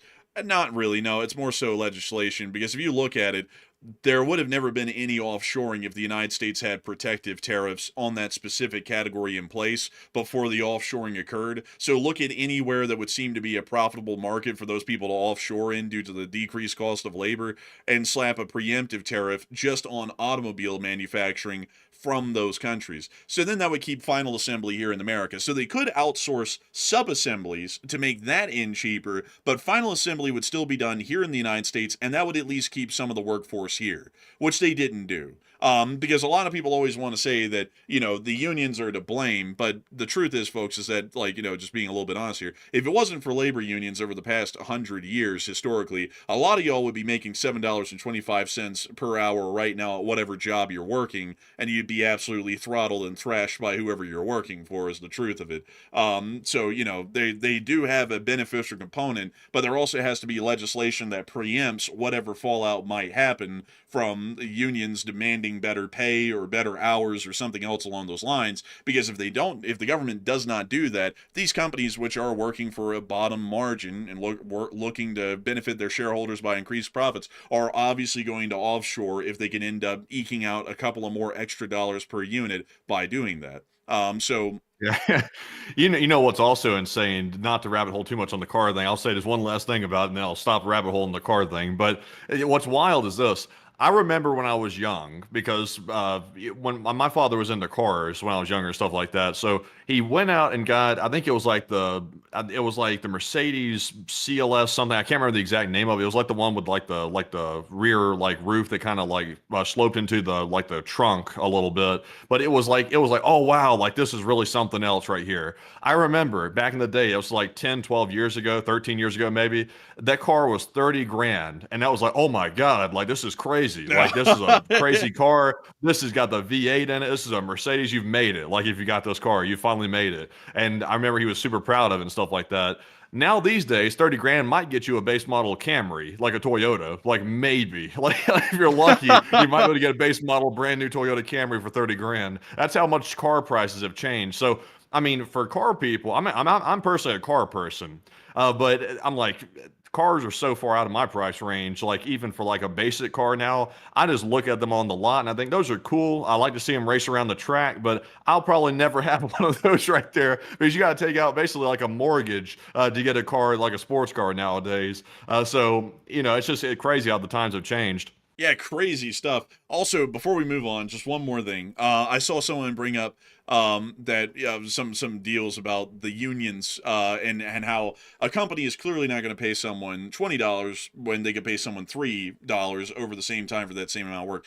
That's true. But the thing is that we're not always looking out for the benefit of the shareholders when we're talking about how the country operates and how it manages its laws and its trade relations with other countries. Because I would assume that the person who's saying this right now is probably not the CEO or a major shareholder of a company. You're probably one of the people that are going to be employed by that company. So I want to make sure that you're paid well. I also want to make sure that that company is still making profits and pleasing its shareholders, but that can't be at the expense of everybody in the country, which is what we're seeing right now with AI data centers. We have to try and kind of balance the profits that these companies are making to keep them happy, but that also can't be at the expense of people not being able to find well-paying jobs in manufacturing just because those companies aren't willing to pay actual decent wages to their employees. Because why in the world is it that we always have to be saying that the whole nation and its citizenry has to live at the sacrifice of the shareholders so that way they can eke out a couple of hundred more million each when they already have hundreds of millions they're living on? It doesn't really make a lot of sense why millions have to sacrifice their quality of life at the expense of a handful of people that are on the board of directors for that company. That just wouldn't make a lot of sense. So I see what you're saying there, but at the same time, I'm trying to look out for folks like you, I would suppose, who will work for a company like that and say that you all ought to be paid well. Because why shouldn't you? It would give you a better quality of life. You could afford more, live a happier life. Because money doesn't fix all of your problems, but it sure as hell does fix a lot of them, and that I will say. But with that, I hope that does address that the best I can. And with that, we're on to the next one. Also, a big shout out to Nick Hines, who also put in a $50 super chat. Hey! And thank you very much, Nick, for that super chat, even on a Sunday. And he said, you all work so hard in LSA. I wish I could put in more, but I had to get get a new vehicle as my old one crapped out. Oh, damn. Also, sorry to hear that, by the way. He said, Yeah. pass the question to the chat, yo. And I can only imagine what you paid for that new vehicle. So we appreciate any support with that, because I know what the new car prices look like, because I recently looked at them and I was like, if my car craps out, because my car is going on 12, 13 years old and getting on up there with the miles, so I was like, what's my options? And I was like, oh man, my options really aren't that good. I would have to go to a pretty decent price to get something that was like, like a Camry or something like that. You're going by 30 grand. But if you can get a used one, I think for maybe around 20 to 25, I think. But I mean, still though, for a Camry, I mean, that's pretty on up there. But Enforcer, what say you? I'd have to say, like, I hope I'm not in that position soon. Not to get into TMI, but my car that I have is running into problems. I drive it around right now, and I know what's wrong with it. It's that what is it called, Matthew? It's that rubber thing on top of The it. gaskets. The gaskets, yeah, the gasket is leaking, and it has been leaking for a bit. Problem is, though, is that it's really expensive to have that replaced, and then also they're saying, well, the gasket on the bottom of the engine could also be defective as well, and that might need to be replaced. So after you spend this huge amount of money up front getting the top one fixed, the bottom one might also be leaking, and then you might have to pay to have that fixed as well. Take it to an independent shop. It's the problem scaring is, me. folks, always take it to an independent shop, like always, especially if it's not an American car, or even if it is an American car. Most independent mechanics that are certified are going to give you a much better price than that stuff. Dealerships are notorious for ripping people off. Like, I just had to take my car to the dealership, and they were trying to rip me off like crazy. And I know a little thing or two about cars, so I know what I should and shouldn't have done to it. And I'm like, come on. Like, I mean, these dealerships are getting so bad these days trying to make money. It's like they're trying to sell people like blinker fluid and stuff like that. It's like, this is pretty scammy. Like, if you took it to an independent shop, they'd probably give you a whole different quote, probably tell you all the problems, or at least half of them probably aren't even an issue. Yeah, I mean, like, some of them aren't an issue. Like, some the dealer that I have to bring this thing to, they're always like, yeah, everything's wrong with it. But most of it doesn't even have to be fixed at all. Like, I know that on a lot of it. But that one, though, the gasket's leaking, that's one that just, like, absolutely, like, petrifies me. So I drive the thing as little as I can, because I don't really want to pay for the repairs. At least from what I've seen, even on the quotes online, it's very expensive on, not the dealership's price. But it's something else. I have to say though, that's a rough position to be in, Nick, and I hope that things are going well with the car and it's not having any more problems. But a big thanks to you for support, Nick, and helping this channel to keep on running. And we will make sure to take one from the live chat. So what do we got, Matthew? And this one from the live chat is going to go to Shadow Knight, who said, what is the biggest payload a Ukrainian drone can carry, and what damage are we talking about from a single drone like that? Generally, Ukrainian drones, if we're speaking about the shorter range drones near to the highway, which is the ones I'm assuming that you're talking about, those carry warheads that are usually about 10 pounds or less, which sounds quite light, but for lightly armored vehicles like that, that's basically like dropping a giant bomb on them. It's going to destroy them like we usually see. So that's about the payload that they carry, and there's a myriad of different designs that can hit that range at this point around the M14 highway. Some of them are fixed wing, some of them are more so the quadcopter design, some of them are even the Baba Yaga type. So it really depends on what type, but generally they all have the range to get down there and then hang out over the highway for 15 to 20 minutes before they find a target, and then they're able to hit it. So I hope that does address that live chat well, and a big thanks to you for support, Nick, and helping this channel to keep running. And with that, we're on to the next one. And our next one goes to Cerebrus3, who puts in a 50. And thank you once again, Cerebrus, for that second support right there. And he said, Enforcers and chat, if you want a really interesting book to read, it's called The Toaster Project. It shows the actual process and cost to make a $20 toaster locally. And it's a very simple way to understand parts, manufacturing, etc. I will have to check that out, by the way. You know, there's a channel out there that's actually based out of Alabama. I think it's based in Huntsville, actually. He lives in our home state. It's Destin from Smarter Every Day, and he's from our home state.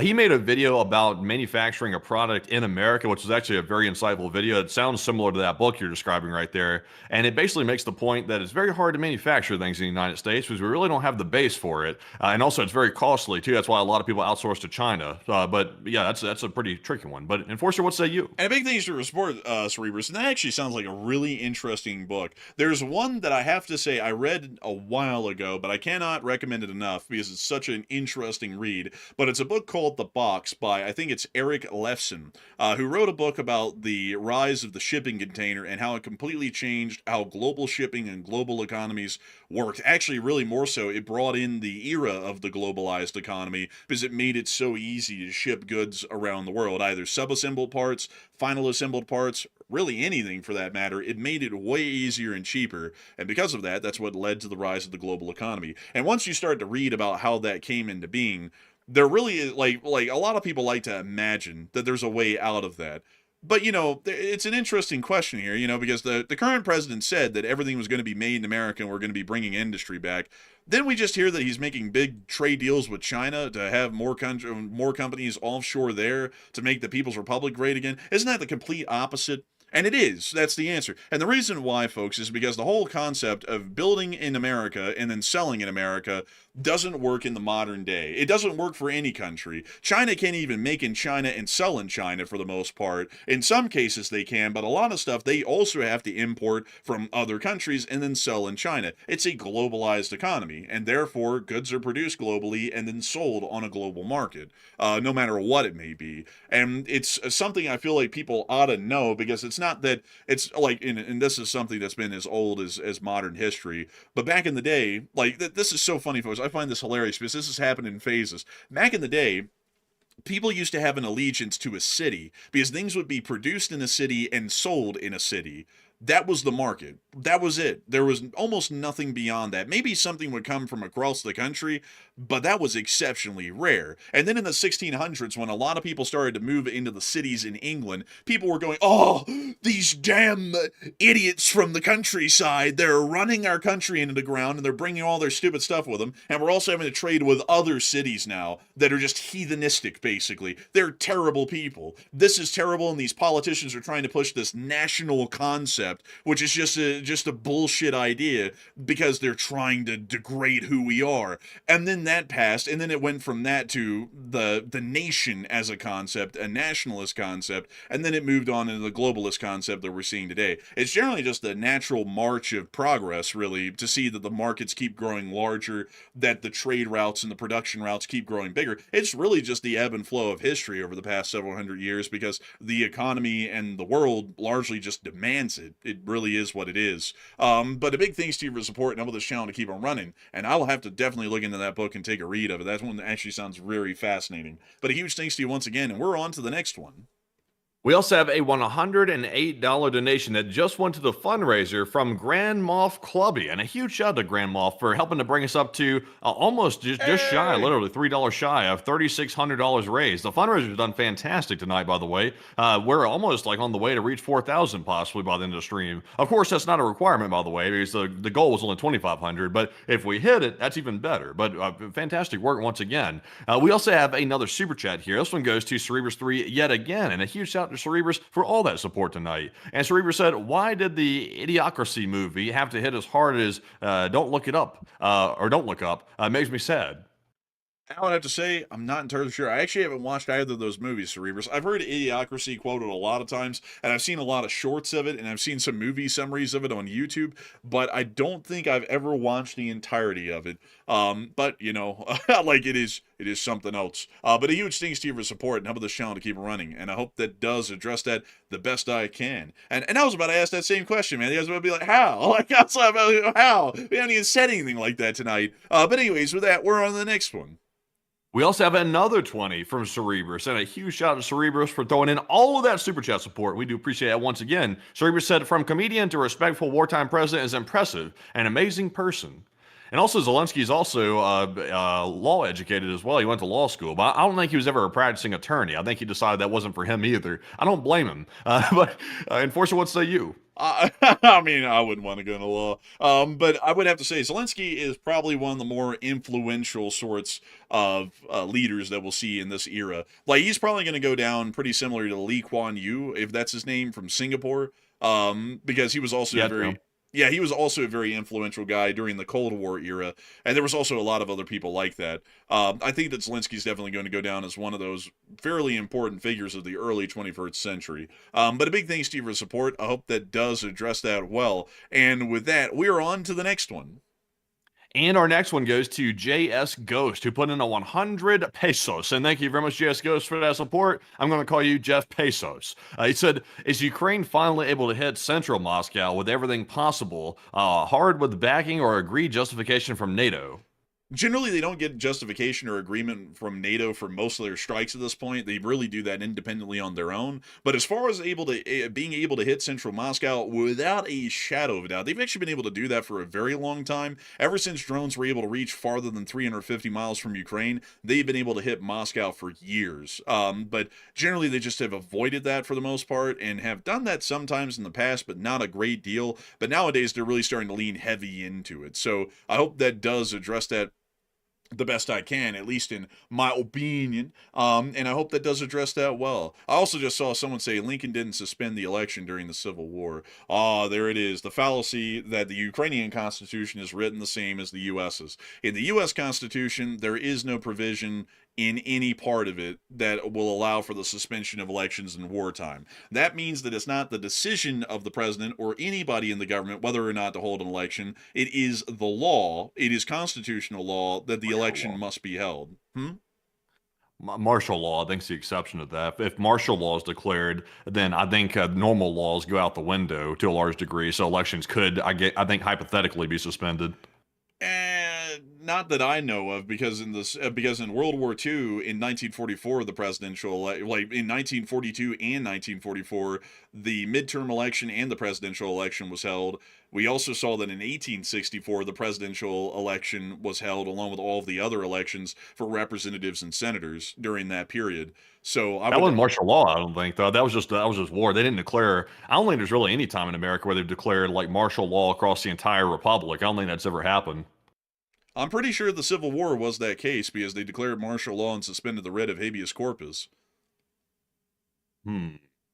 Did everybody participate in that election when they held it, or was it just the Union? Well, I mean, the Confederacy couldn't, because they didn't have any representatives. They had legally seceded from the United States, so they weren't even a part of the United States anymore, legally at the time, because that was an actual path of secession was. So it was just the states that were members of the Union that were able to vote. I would say that under martial law, because martial law is it's basically a state of suspending most of the laws in the country. Let me look this up before I say that. I don't want to sound ignorant here. Let's see here. Martial law definition, USA. Let's see what that entails exactly, because I believe it suspends most normal laws. It says here in the United States, martial law refers to the temporary substitution of military authority for civilian rule during an extreme emergency. Under the state, military officers replace elected officials as policymakers, soldiers perform the duties of police, and military tribunals replace civilian courts. So let's see here. How are elections held under that? Let's see what it says real quick, because I have my own idea, but let's see here. It says that during elections, the military technically has no legal authority to oversee voting, seize ballots, or delay the election outcomes, but civilian courts and local election officials could retain exclusive control and potentially suspend it. So it appears to me that under martial law, it's not supposed to allow for the suspension of constitutional rights. But here's the catch, though: if you can suspend habeas corpus, then that's a suspension of rights. So there's an argument out there that under martial law, an election could be suspended. It's never happened, but there's an argument that it could be. It's kind of a gray area. Let me see. Under martial law, is there a Supreme Court case that deals with this?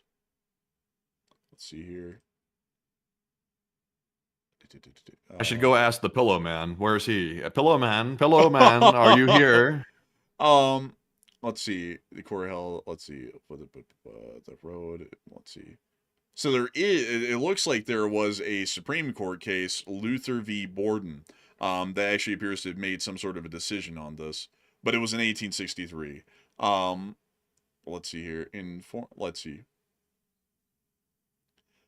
So this was the court's opinion in 1863 in the particular case of an area of the United States being in the midst of an active war, like basically on the front lines of an ongoing conflict.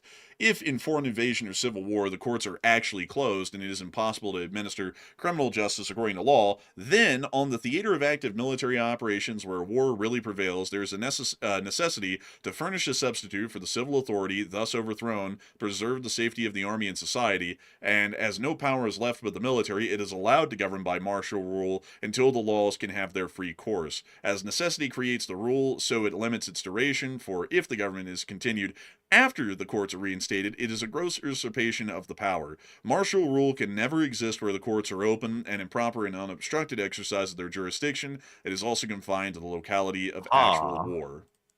So there it is. That's your answer. So if somebody wanted to suspend elections, the way to do it, and once again, I don't necessarily support this, but this is the way it could be done, is the president declares martial law. The courts are thereby closed. So there's nobody there to instate an injunction if the executive branch decides to suspend elections. The executive branch can simply make an executive order saying, I hereby suspend the elections, and they are hereby invalid until martial law is lifted. And there's no court there to jump in and say, wait a minute, we're putting in an injunction on that. You can't just suspend the elections. That's unconstitutional. The courts aren't open. So, I mean, technically at that point, that would largely be allowing an election to be suspended in theory. But obviously I don't support that, but in theory. I don't think I would agree with that interpretation, because this starts with in foreign invasion or civil war, the courts are actually closed and it's impossible to administer criminal justice according to law, on the theater of active military operations where war really prevails. It's not saying, with the declaration of martial law, the courts just shut down. It's saying, if literally the courts cannot function because they're in the midst of an active front line or a war zone to where active operations are not possible by the legal system, then it automatically defaults to martial law. But outside of that, it pertains to it being a normal function of the courts and also of the law to follow through with constitutional or legal processes. But there is, though, if the president declares martial law, though, at that point, the courts are suspended at that point, from that point forward until martial law is lifted. But the president can't just declare that outside of a war.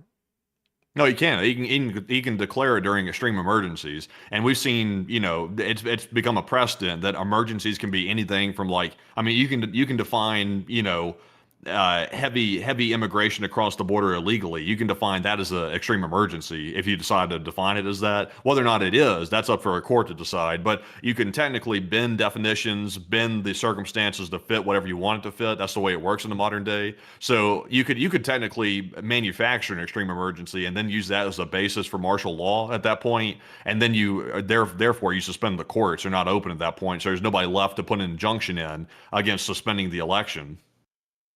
But at the end here it says, and this is also, by the way, just to add in, this is the Supreme Court's ruling after the Civil War. I misread this here, that actually overruled Abraham Lincoln's suspension of habeas corpus in 1863, because habeas corpus was suspended in September of 1863, and the Supreme Court's ruling after the war was, and this was the last line, martial rule can never exist where the courts are open and in proper and in unobstructed exercise of their jurisdiction. It is also confined to the locality of actual war.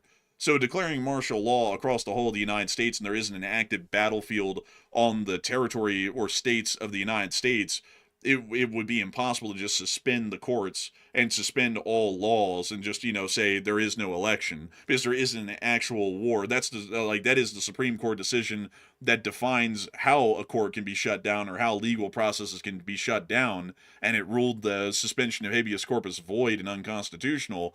It's saying that there has to be an active war on a front line that's physically stopping a court from convening to be able to stop legal processes. So an You election, can just manufacture. You can just manufacture that. You can just say that we're being invaded at the southern border. I mean, I'm not saying this is a political statement because I'm not making political, arguments here. But I mean, if someone hypothetically said there's an invasion at the southern border, the cartel's invading America, I declare martial law, and then they suspend the courts. I mean, at that point, they've manufactured a crisis. At that point, even if it's real or not, they've manufactured it. And also, here's the other thing as well. In the real world, how's it going to work? This is why we have to be careful who we elect president, because the president wields power, and if somebody wants to abuse it, they possibly could. Not saying the current one is, but any president could do this. They control the military; they're the commander in chief. So ultimately, if they do something that people find unconstitutional or they don't agree with, or they think it's violating checks and balances, I mean, the president could technically just call up the military and say, "You're not going to stop me. I have the military here." And at that point, nobody can do anything. They can just say, "Martial law is enacted. Here's the military. They're blocking you. Sit down, shut up. The courts are closed. Suspend the election." And they could do that. But now, after the fact, though, there could be consequences for that. But I mean, they could technically do that. well, yeah, but I mean, even if you said there was like an invasion of the southern border, that's still a limited area. And then on top of that, everybody would be going, "What the hell do you mean? Like everything's running normally here?" There's people wandering around in El Paso. There's not, a gunfight going on in the streets. So, pretty hard to say, it's an active battlefield. The courts must be shut down. And you can't really say, we're being invaded by the southern border. Therefore, the front lines, the whole of the United States and every court at the federal level and the state level is going to be shut down, and every state government's now going to be, dismantled, basically. Like, I don't really. I could, if you put me, and I would never do this in real life, by the way, to make it clear. But if you told me, Matt, you need to sit down and come up with a way to justify that, I would say something like this. I would say there's well, I'm not going to say that because people are going to take that as political. But I could come up with a manufactured reason. If I really put my mind to it, I could sit down and come up with a manufactured reason, and it would be enough to create enough doubt that people would debate it. It wouldn't be a ironclad explanation, but it would be enough to create doubt and therefore create a debate, which would give the president wiggle room at that point. So that's the danger. If there's any type of room for interpretation, that's dangerous, especially when it comes to people's constitutional rights. That's why it has to be adhered to very closely, and Congress has to keep a check and balance on the situation, because once one branch gets too much power, I mean, at that point, the three branches checks and balances aren't really in effect at that point. But also on top of that, though, I mean, it's not really like an election can be canceled by the president, because in Section 4, Article 1 of the U.S. Constitution, it says the time, places, and manner of holding elections for senators and representatives shall be prescribed in each state by the legislator thereof. But the Congress can make it any time by law, regulations, except as to the places of choosing senators. So by the Constitution itself, it says that there is no power for the president, or really the president whatsoever, to have any authority over elections for himself, senators, or representatives. That's entirely held by the states. Yeah, but I mean, technically, though, they're not supposed to be able to declare war, but they do that too. We see that. They're also technically not supposed to be able to, levy like tariffs in certain situations, but we see them doing that as well. So, I mean, these days, like, it used to be like a little bit more strict. These days it's a little bit more lax when it comes to what presidents are allowed to do. It really relies on checks and balances. Right now, I'm not very confident in the checks and balances system right now to say that it's impossible for something like I'm describing to happen. If the system's working properly, it shouldn't be able to happen, but I'm not so sure if that's the case anymore. Well, I would generally say that, if an election was canceled, I have a feeling that's probably not going to go over too well in the United States. Also, given that this is kind of discussing, I think we all know the current situation, and considering that the approval ratings are so damn low, I don't really think anybody would be on board to go and die on that hill with someone, considering that that is a hill that whoever stands on that one is certainly going to be dying on that hill publicly. It's not going to go over well, because everybody, I think everybody in the country has a pretty significant belief at the end of it all that we have a right to vote. And if that right is suspended, that's a egregious violation of what the United States is. I think everyone holds that in common regard. I would hope. So, I feel like that probably wouldn't end up going too well. I have a feeling that probably go like Yoon Suk Yeol declaring martial law in South Korea and attempting to suspend the parliament, and then they just say no, and then the whole thing crumbles apart, and then he goes to prison for life. I have a feeling that probably end up that way. I would hope that nobody tests that theory. I would hope that we have people that are American enough, or at least have some threads of American in them, to not test the system like that, because that would be certainly anti-American, to say the least. Yeah, I would say so. But with that, we're on to the next one. And jumping into our Morse code decoders of the night, it's now time to get some live chat questions. We have the entire roster. We have Paul, Kevin, Mason, Joni, Norm, Arabelle, Heroic Fluffness, Coach Kirby, Sire, and Brian. They said, the Morse says, as long as Ukraine's flag flies, they will continue on their struggle for freedom and LSA. And that's the sound of money. Y'all got the dent on the nail. That's the Morse code message tonight. And y'all got that right. I got to say, God bless y'all. The least Mariupol Corps getting that right time and time again. Good Lordy. Y'all getting it well, I tell you. But a big thanks to y'all once again for getting that right. And with that, we're on to the live chats. What we got, my boy? And this first live chat question here goes to Marie Jacobs, who said, is Afghanistan and Pakistan still fighting? And thank you, brothers Matthew and Andrew, and long live the Republic and LSA. Also, by the way, did y'all happen to see that huge explosion in Pakistan, by the way? They believe it might have been a terror attack. Oh, I didn't see that today, actually. Yeah, there was some big explosion. I think it might have been possibly at a train station or something. I would have to go back and look. I really didn't spend too much time looking at it because, it's sort of like a side note at this point. But there was, let me scroll down here and see real quick. There was an explosion near the railway tracks in Quetta, Pakistan, along with heavy gunfire being reported in there. And they're saying that it could have been an intentional terror attack. They say that a blast hit a train. Oh, that's the Balochistanis, 100%. Like, this is the area they're in. So that is definitely a Balochistani terrorist attack, I would assume. That is literally Balochistan, actually. I just had to look at that. That is the place they would do that at. So, sounds to me like a terrorist attack. But as far as Afghanistan and Pakistan fighting, we never were able to actually find the resolution, but considering I don't really hear of them actively fighting anymore, either the hostilities have died down, although there isn't a ceasefire or a treaty, or they were able to get a ceasefire or a treaty, and we just never caught that because the Iran war was going on so hot and heavy that we just missed that, and it went over our radar. But generally, from what we can tell, the hostilities have ended one way or another. We just don't really know when or how, at least on my end personally. So I hope that does address that the best I can. And with that, we're on to the next one. We also have a question from Mad Max. He said, isn't there a weight limit on the Kerch Bridge anyway? On the road bridge, there is. On the railroad bridge, however, they actually replaced the burnt span from the first attack, and so it can actually handle its normal rated weights, which is really the more important one of the two, because the road bridge is kind of important, but not so much. Long-range logistics are always done by rail in Russia, so it's the railroad bridge that's important, and from what we know, there isn't any extreme weight restrictions on the rail bridge spans.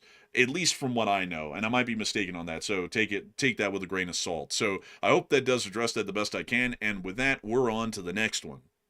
We also have a question from AF Kaplan. He said, wouldn't it be better for Ukraine to leave the Kerch Bridge alone as a way for the Russians to leave Crimea?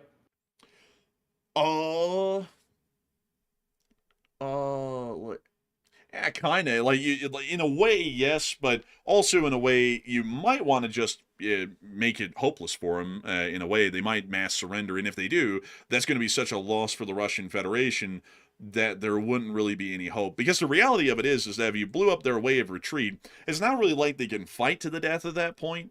Because if they run out of ammo, it's over. Like in the situation they're in right now, they probably run out of ammo. And so it might be better to cut off all paths of retreat and leave them without supplies, without food, completely hopeless, encircled, basically, at that point, in the hundreds of thousands, with the threat of utter destruction at the hand of the Ukrainians. The generals that are in charge of those combined arms armies might make the decision to surrender, or a lot of those unit commanders might start to make the idea of surrender, at least in their minds, a lot more palpable for them and their entire combined arms regiments or divisions, because there really is no hope of even putting up resistance or escape at that point. So in a way, yes, but in another way, it might actually be more beneficial to just keep them trapped and make the Russians lose hundreds of thousands of men in one fell swoop by them mass surrendering. So I hope that does address that the best I can. And with that, we are on to the next one.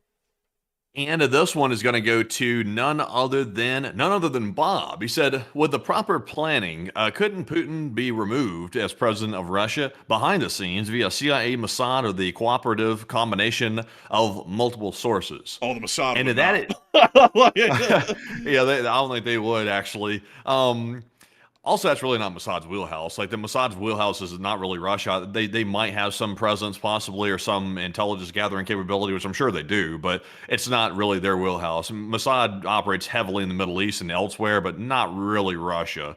Um, I mean, it's tough because Putin is like he's like one step away from being Mustafa Khomeini. He hides away literally 24/7. He literally hasn't left the Kremlin. Even the Russian citizens are talking about it on Telegram. He literally will not go and visit the troops because he's scared to leave the bunker. And even the Russians are saying that, and the Ukrainians have been saying that for propaganda. So I mean, it's true. Putin won't leave. So Putin knows that he is a wanted person, that people don't like him, and he doesn't want to take any chances. And that's why people suggest that maybe he has body doubles and things like that, because he does not want to put himself and expose himself to any type of removal operation. So I don't think they can get to him. But Enforcer, what say you? I would have to say, one, to explain why I was laughing at the whole Mossad thing. Mossad only works as far as we can with the Middle East situation. Outside of that, the Mossad is generally useless to us in the United States for any objectives that we're trying to pursue.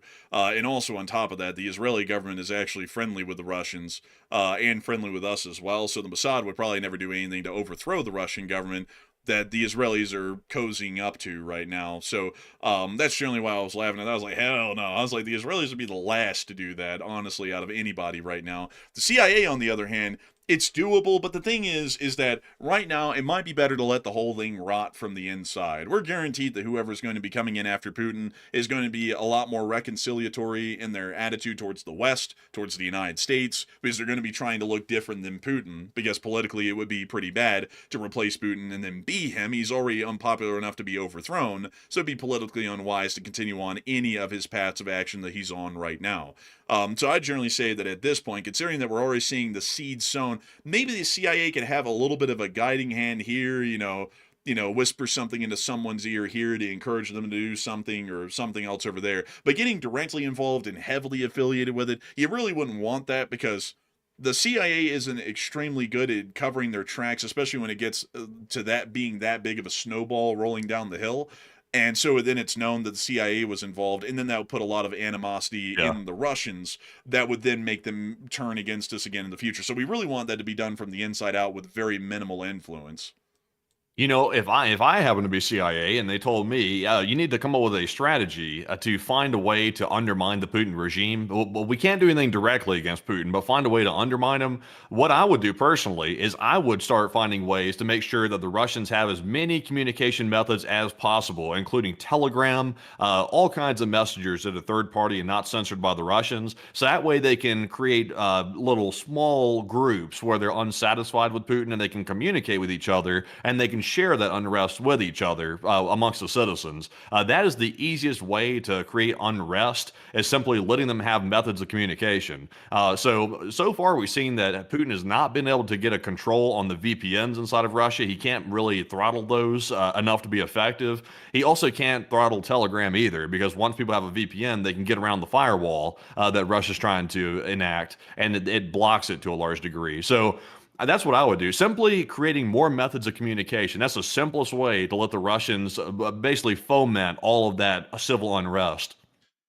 If I was in the CIA, I mean, there's a lot of ways that you could try and bring down the Putin regime without ever being directly involved and having a very invisible hand in its involvement. But one thing I would try and see, because by the way, folks, the CIA has an extensive apparatus in Russia. We know what the Russians are doing before the Russians know what they're doing, for the most part, because it's that well of a fleshed out intelligence circle. But what I would do is see about trying to get some of the assets that we would have in Moscow to try, because they're definitely in contact with some higher ups. We just don't know who they are. But maybe whisper something into the ear of an advisor to Putin and say, you ought to tell him to, divert more resources towards the actual units that are in combat in Ukraine, like, more pay and whatnot, and generally leave the Moscow military district at their current pay level, because that doesn't sound like a lot right now. But you know what would be interesting about that? The brigade commanders or the regimental commanders around Moscow are going to start noticing that they're not getting paid, but they're also never being deployed, because they're the basically the bodyguards of Putin in Moscow if there was ever a coup. And then you could try and have some CIA agents go around and tell these regimental commanders, that's really something else. Putin shafting you like that. You're basically his line of defense, but you're not even getting paid. Like, doesn't that make you angry? Like, don't you want to do something about that? And just kind of foment a little bit of resentment, if it's not already there, in those regimental commanders around Moscow in a very passive way. To make them start hating Putin, because once that happens, and once there is some sort of a major protest or an uprising in Moscow, which is going to happen by the civilians, there are going to be a lot of regimental commanders that might be willing to risk their lives to overthrow Putin and gain supreme power in Russia for themselves, because they think they've been shafted by Putin. Or at least there will be enough people trying to do that it will cause enough chaos that the Putin government would just topple and then someone would rise up from the ashes. That's definitely a way to do it in a very passive way to where the CIA's involvement will hardly be noticed. Thankfully, the CIA doesn't have to do any of that because Putin's doing a fantastic job of duffing it all up. Yeah.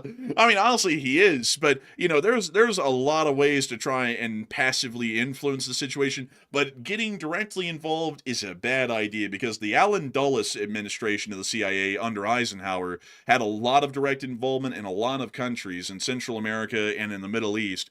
And those people still hate us because of that involvement. That's why the Islamic Republic of Iran exists, is because the Shah was installed in the 1953 coup d'etat in Iran under the Eisenhower administration under Allen Dulles.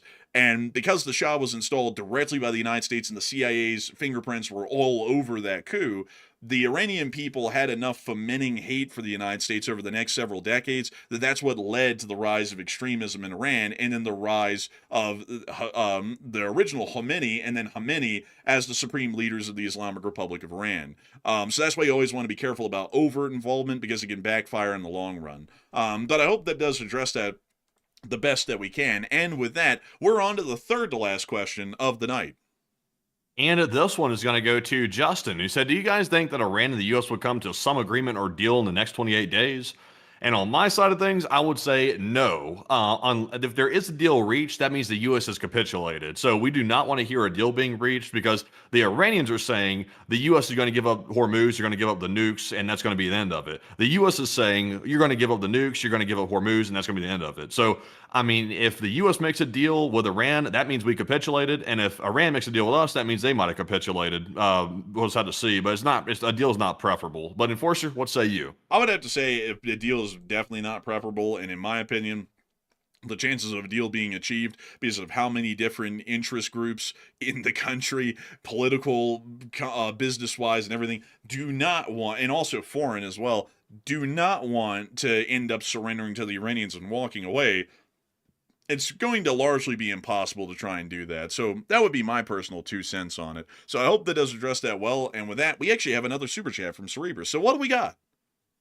And we have a 10 here from Cerebrus, and thank you very much, Cerebrus. He said, sorry, but one last book, read recommendations. Enemies Within, covered history of FBI and fuel with the CIA in a factual confirmed information. A bit older book, but still good.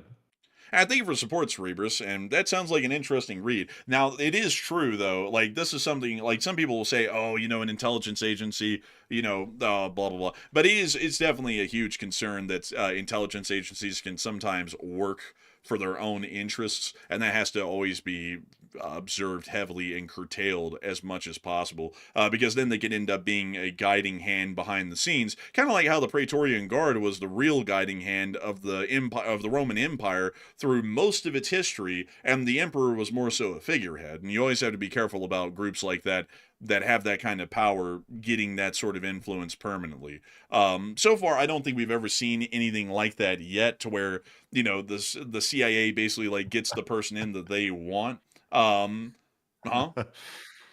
you think so?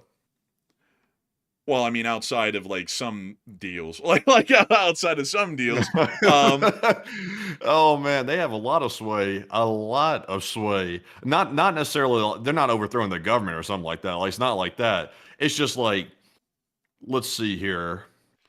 If you have a presidential candidate and there's something in their past that they don't want to be discovered because it could hurt their chances of being elected, there's a strange phenomenon where that information just happens to come out, and it's like nobody knows this information except for a handful of people, and somehow it just happens to come out. So it's like, how do they get their hands on that information for these people that leaked this out? So I wonder how they got their hands on this dossier. Yeah, that's true. And also, they have a lot of influence on the kind of intelligence that they give to sitting presidents. Like, for example, the Iraqis have yellow cake uranium and they're creating a nuclear weapon of mass destruction and chemical and biological weapons as well. And then we invade Iraq, and then there's literally no proof of that happening at all in all of Iraq. That kind of stuff. But outside of that, directly overthrowing anyone, like you would see the Praetorian Guard do, because the Praetorian Guard didn't like someone, they just overtly kill them in public and just be like, yep, they're dead, new one, and then they go and find the one that they like to be the emperor and just basically be the figurehead and pretend to run the Roman Empire while they ran it behind the scenes.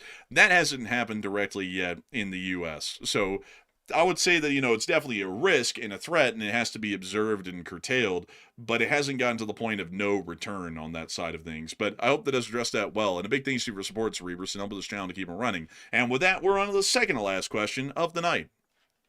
This one goes to Gunfox. He said, if you want a good laugh, take a quick look at Varzuga, Russia. Where? Varzuga? Hold on, let me go pull this up here. Varzuga in Murmansk.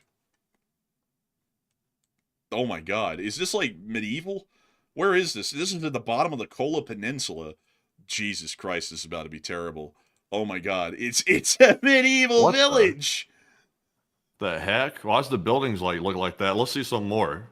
Jeez, this place looks like shit. I mean, this is rough. This place looks like it's still living under the Tsar, honestly. This is sad. He said he was a Chechen. He said he was an interior decorator. His house looks like shit. Honestly, it does look like shit.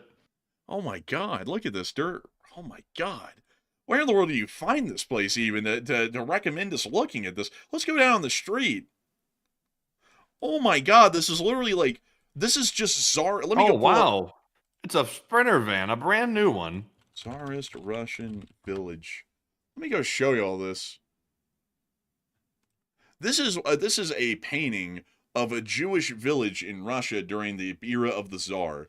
Oh. Does it look any different than this? It literally looks the same. Man, I don't know. This modern one looks like an upgrade to me. What's that Sprinter van doing there, though? Go back and take a look at the Sprinter real quick.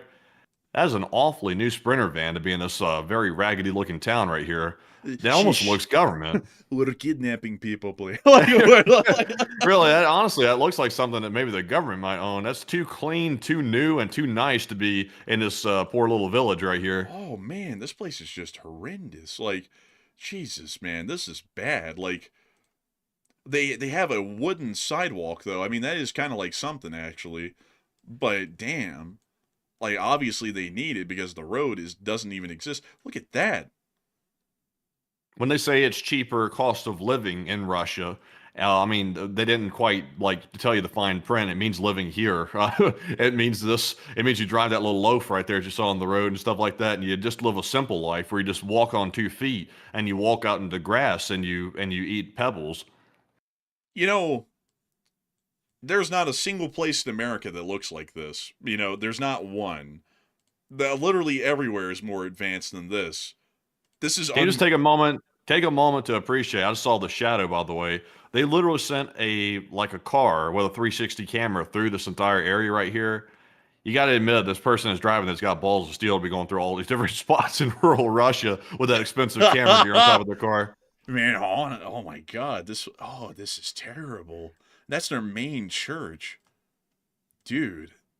Oh my God, I don't even know what to make of this. This is so bad. This is like going to South Sudan or something like that almost. This is that bad off. This is probably about as well off as an average village in South Sudan, and that place has been in a civil war for 20 years.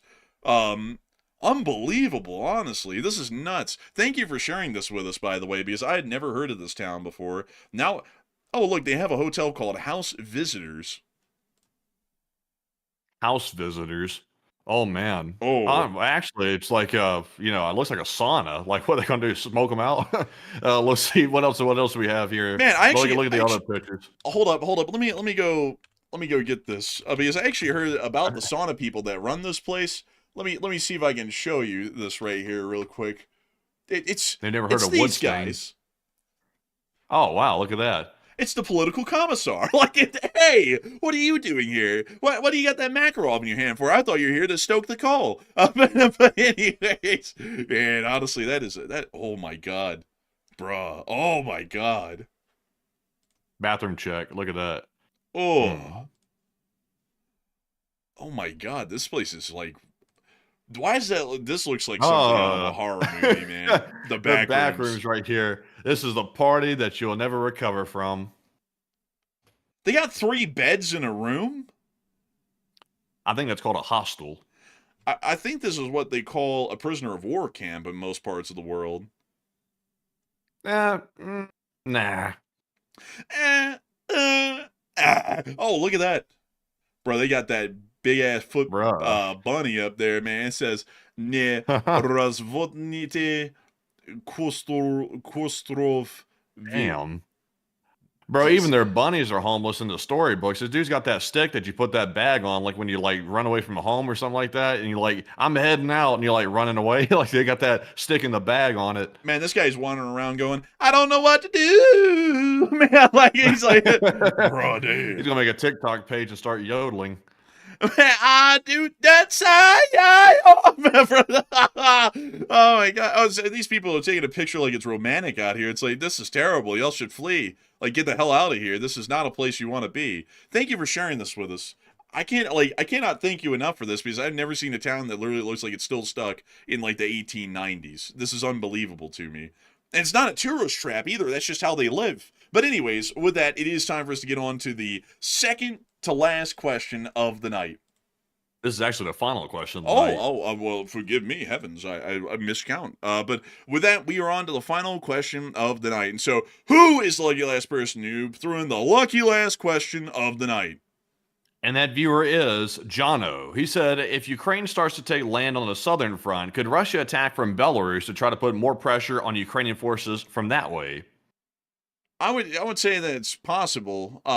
They certainly could try, but if the Ukrainians divert their forces out of that offensive and towards the north to deter that, the Russians and the Belarusians might not follow through. That would stop the Ukrainian offensive, but that would also stop the Russians from opening up an endless front in northern Ukraine. So I hope that does address that the best I can. And with that, folks, we've reached the end of tonight's stream. I have to say that we're entirely honored and greatly appreciative to have had so many of y'all here with us once again tonight. We've had a peak viewership tonight of 16.9 thousand people and an overall viewership of 124,000 people in 3 hours and 30 minutes. I've got to say that we're entirely honored and greatly appreciative of so many of y'all coming here and enjoying this show each and every single day. We will see you all on Tuesday at 10 p.m. Eastern Time to cover the next 48 hours of the news from around the world. And if there is a short video to be made tomorrow, Enforcer Matt will be the one making it.